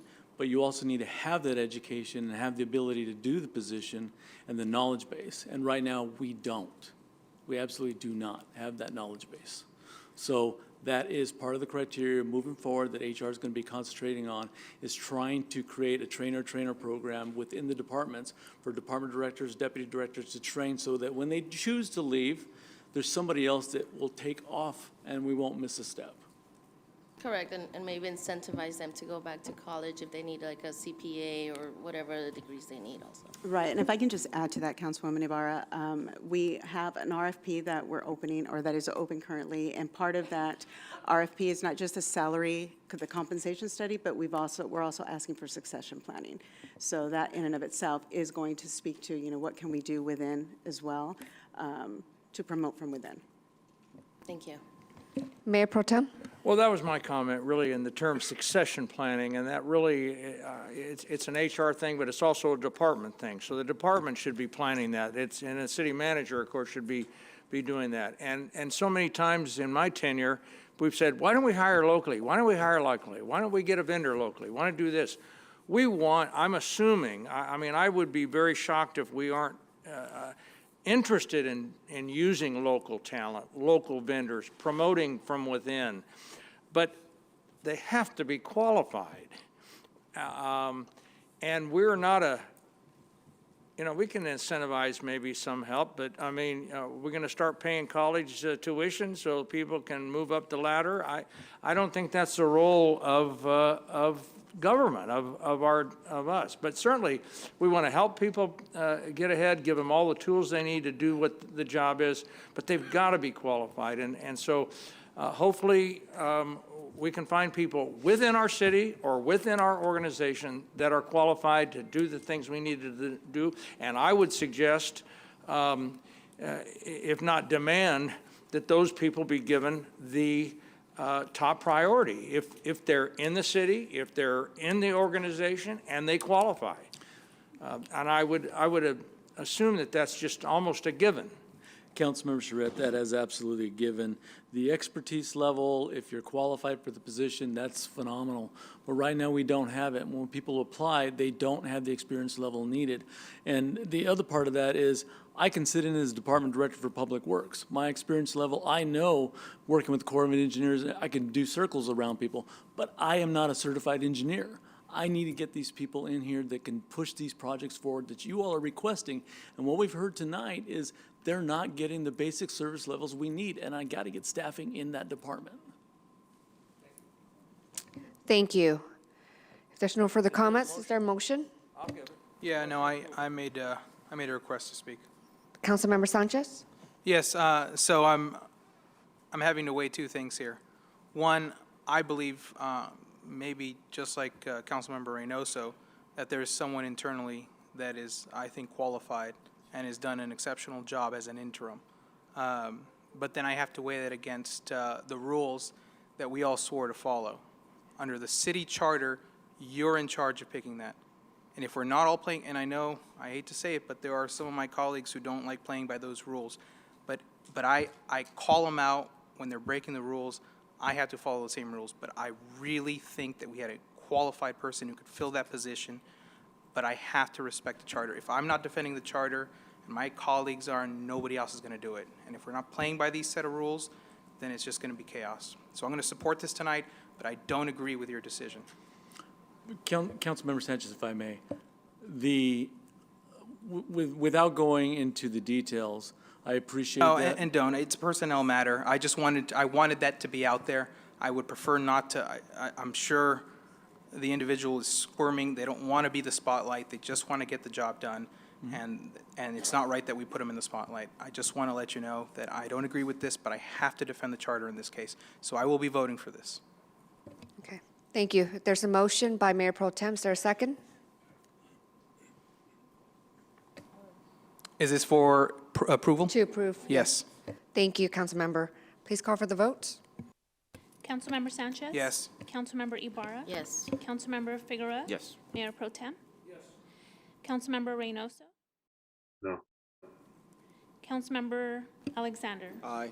Okay, motion passes 5 to 1, with Councilmember Reynoso voting in opposition. Thank you. Next, I believe that's all of the consent items, right? Okay. Next, the mayor and city council updates. I'll start with Councilmember Sanchez. I have updates. Give me 1 second here. Great news. A portion of, and let me finish here, a portion of 3rd Street is closed for 8 days. The reason they're closed is because they are pouring concrete for the foundation of the Mount Vernon Bridge. This is a massive undertaking with, I think it's literally hundreds of millions of dollars in federal, state, and local money that's being spent to build a bridge that connects a portion of the west side neighborhoods, the south side to the north side. The bridge has been down for years now. It causes quite a disruption, and I know there was even questions whether the bridge would ever get built. It is going to get built, and I think it's a point of pride. When that bridge finally is built, we should let people know, because often in my part of town, people think we've been forgotten, nobody cares about us, we're underinvested. Again, the federal, state, and local government has spent hundreds of millions of dollars building this bridge, and it shows that even in our corner of the world, we are a priority. And so I'm glad that they started pouring the concrete. There's no turning back now. The bridge should be up, I'm thinking, is it late next year? Early 25, maybe sooner. We'll get on that, but help is coming, and the bridge will be up soon. So that's great news that I wanted to announce. Thanks. Thank you, Councilmember. Councilmember Ibarra? Yes, I'd like to thank everybody who's reached out to me. I have been sick for a couple of weeks already, and I've also attended a conference in Georgia back on November 15th through the 18th, and I can say that I came back from that conference with my faith restored on possible solutions on homelessness. I know a couple of years ago, somebody online had questioned me of what I think a solution would be, and my idea, and I put it out there, was how about homeowners adopt a homeless person off the street? And they laughed at my idea. However, at this conference, we have 3 cities in the United States that's currently doing that. I have information that I can provide to staff of who to contact and how those cities are working with it. But they've restored my faith that even though people laughed at my idea, other people are doing it, and it's working well with those cities. So I just, my focus at that conference was on homelessness and what other cities are doing to address it. Just trying to get different ideas, and when they talked about it, I was like, okay, we got some good ideas coming to the city. So that was at the National League of Conference in Georgia, Atlanta, Georgia. And then, of course, like we mentioned, our PIO mentioned, we had the tree lighting ceremony in downtown. I was there on Monday. The best turnout ever, lady. And when we all came on board, Councilmember Sanchez and I, for example, nothing was happening in downtown. And we had that vision of bringing the community into downtown for even the holidays. And what people present, there were people in tears, because they remember when we started, we didn't have that. We're glad it's costing a little bit of money, but the smiles that people had just meant much more to the city. And I know there's more that we're gonna do, so thank you, kudos to your department. I was there to witness it. Also, we have the Community Ho-Ho Parade, like Jeff mentioned, tomorrow is the last day. I'll be out there at Paris Hill Park. Anybody wants to come out for cookies and hot chocolate, we'll be out there for the welcoming party of Santa Claus. And on Saturday, YMCA was also mentioned. I'll be in attendance with several of my colleagues as well, and that's gonna be Saturday morning. Yeah, I just wanna wish everybody happy holidays, whether it's the Kwanzaa you're celebrating, Christmas. May you all be jolly and happy for the holidays, and we'll see you back in January. Thank you. Thank you, Councilmember. Councilmember Figueroa? Thank you. I'll keep it short. Just happy holidays to everybody. Happy Hanukkah, Merry Christmas, Happy New Year. Lydia, you've done an amazing job with A Miracle on Court Street. It looks like something straight out of a movie. So great job with that. It's phenomenal. Speaking of the Community Ho-Ho Parade as well, if you hurry immediately after this meeting, I think it's concluding right now at Miracle on Court Street. So I would encourage, in fact, they're probably arriving as we speak here. So I would encourage you to go immediately over there for the conclusion of that parade for today. So thank you very much. Thank you. Mayor Pro Tem? Thank you very much, Mayor. And if you get out to the Ho-Ho Parade, I would suggest that you take a particular look at Mrs. Claus. This woman her smile is a little bit smaller than this room is all. And she, I understand, has a background with Disney, and you can see it in her. And she is, the whole group was great on the Ho-Ho Parade. So I wanted to mention the Ho-Ho Parade. I was out there last night.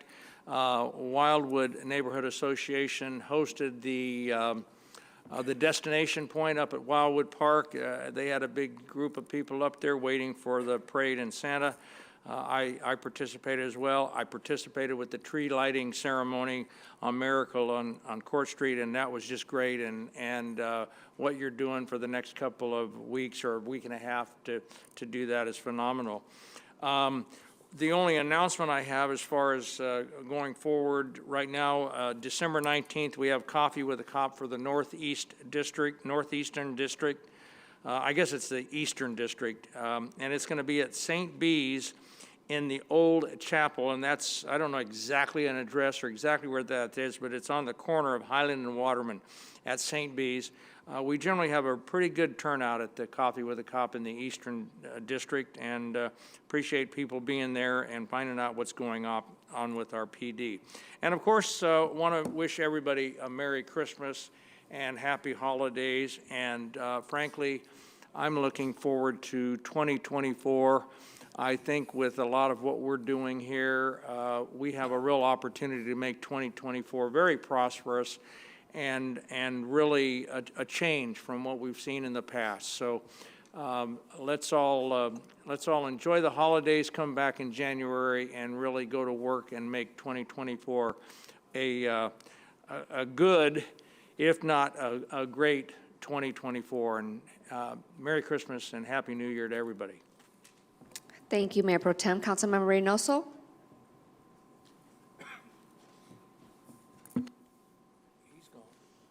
Madam City Clerk, is Councilmember Reynoso still on? He's no longer on. He's no longer on? No, he's probably, he said no updates from him. Okay, got it. Councilmember Alexander? Thank you, Mayor. First, I would like to thank the San Bernardino County Fire and Chief Cerna. You're here, you're hanging out today. I appreciate that. I appreciate all that you've done throughout the whole year. I've called on you a lot for community service, and you guys have come through with flying colors, and I appreciate that. And they will also be coming out, upcoming events was Nina's Christmas Caravan is December 9th.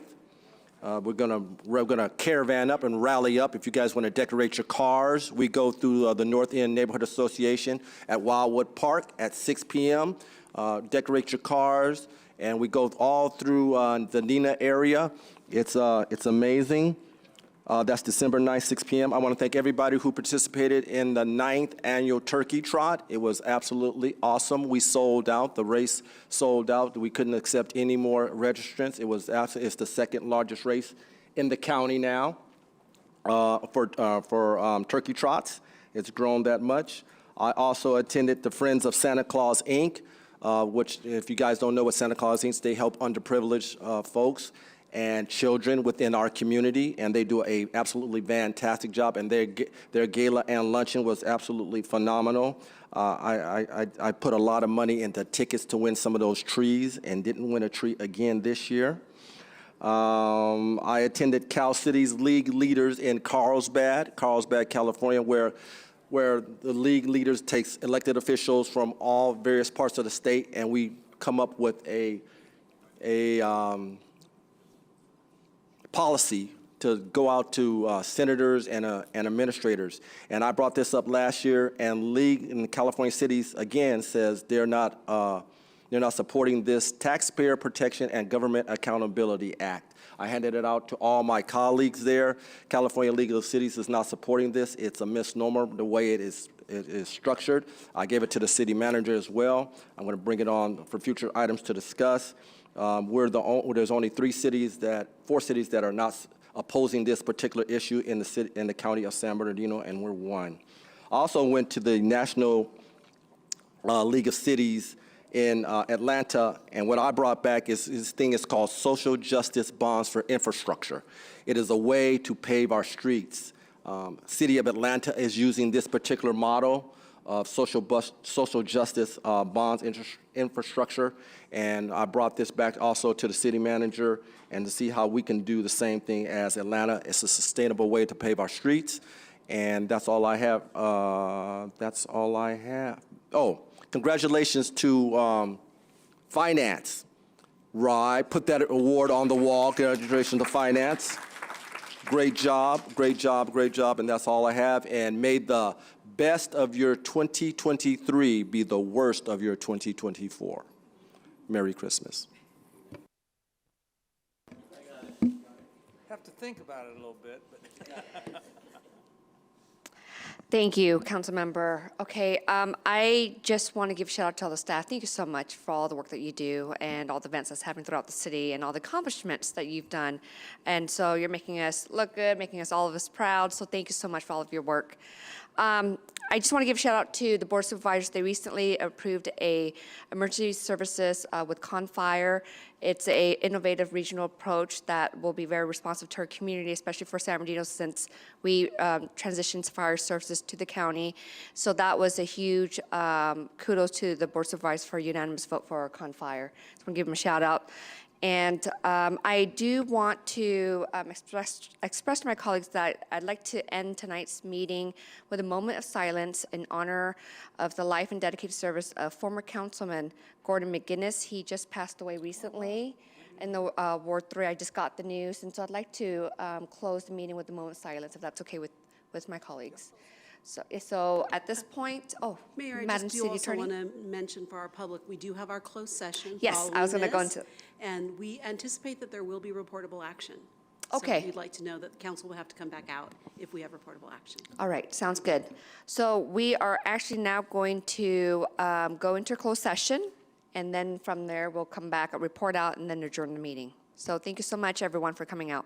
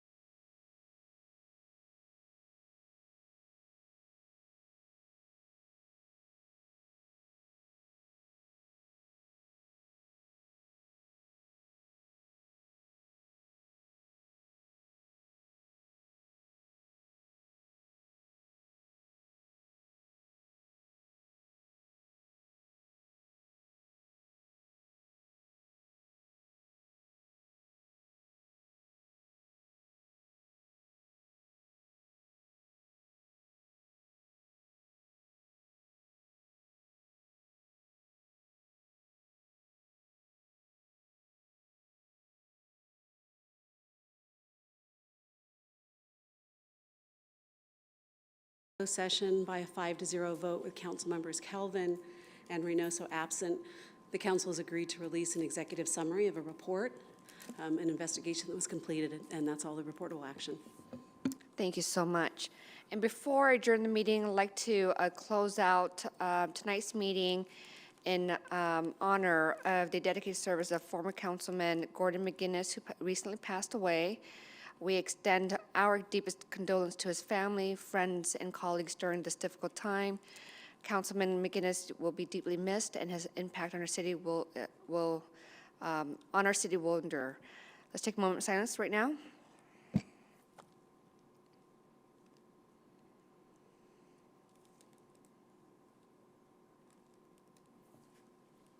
Thank you. The meeting is now adjourned at 9:27 p.m. The Mayor and City Council and the Mayor and City Council as the successor agency to the redevelopment agency will adjourn to a regular meeting to be held on Wednesday, January 3rd, 2024 at the Feldheim Central Library. I'm sorry, January 3rd is dark. It's going to be January 17th, 2024. At the Feldheim Central Library located at 555 West 6th Street, San Bernardino, California, 92401. Closed session will begin at 5:30 and open session will begin at 7 p.m.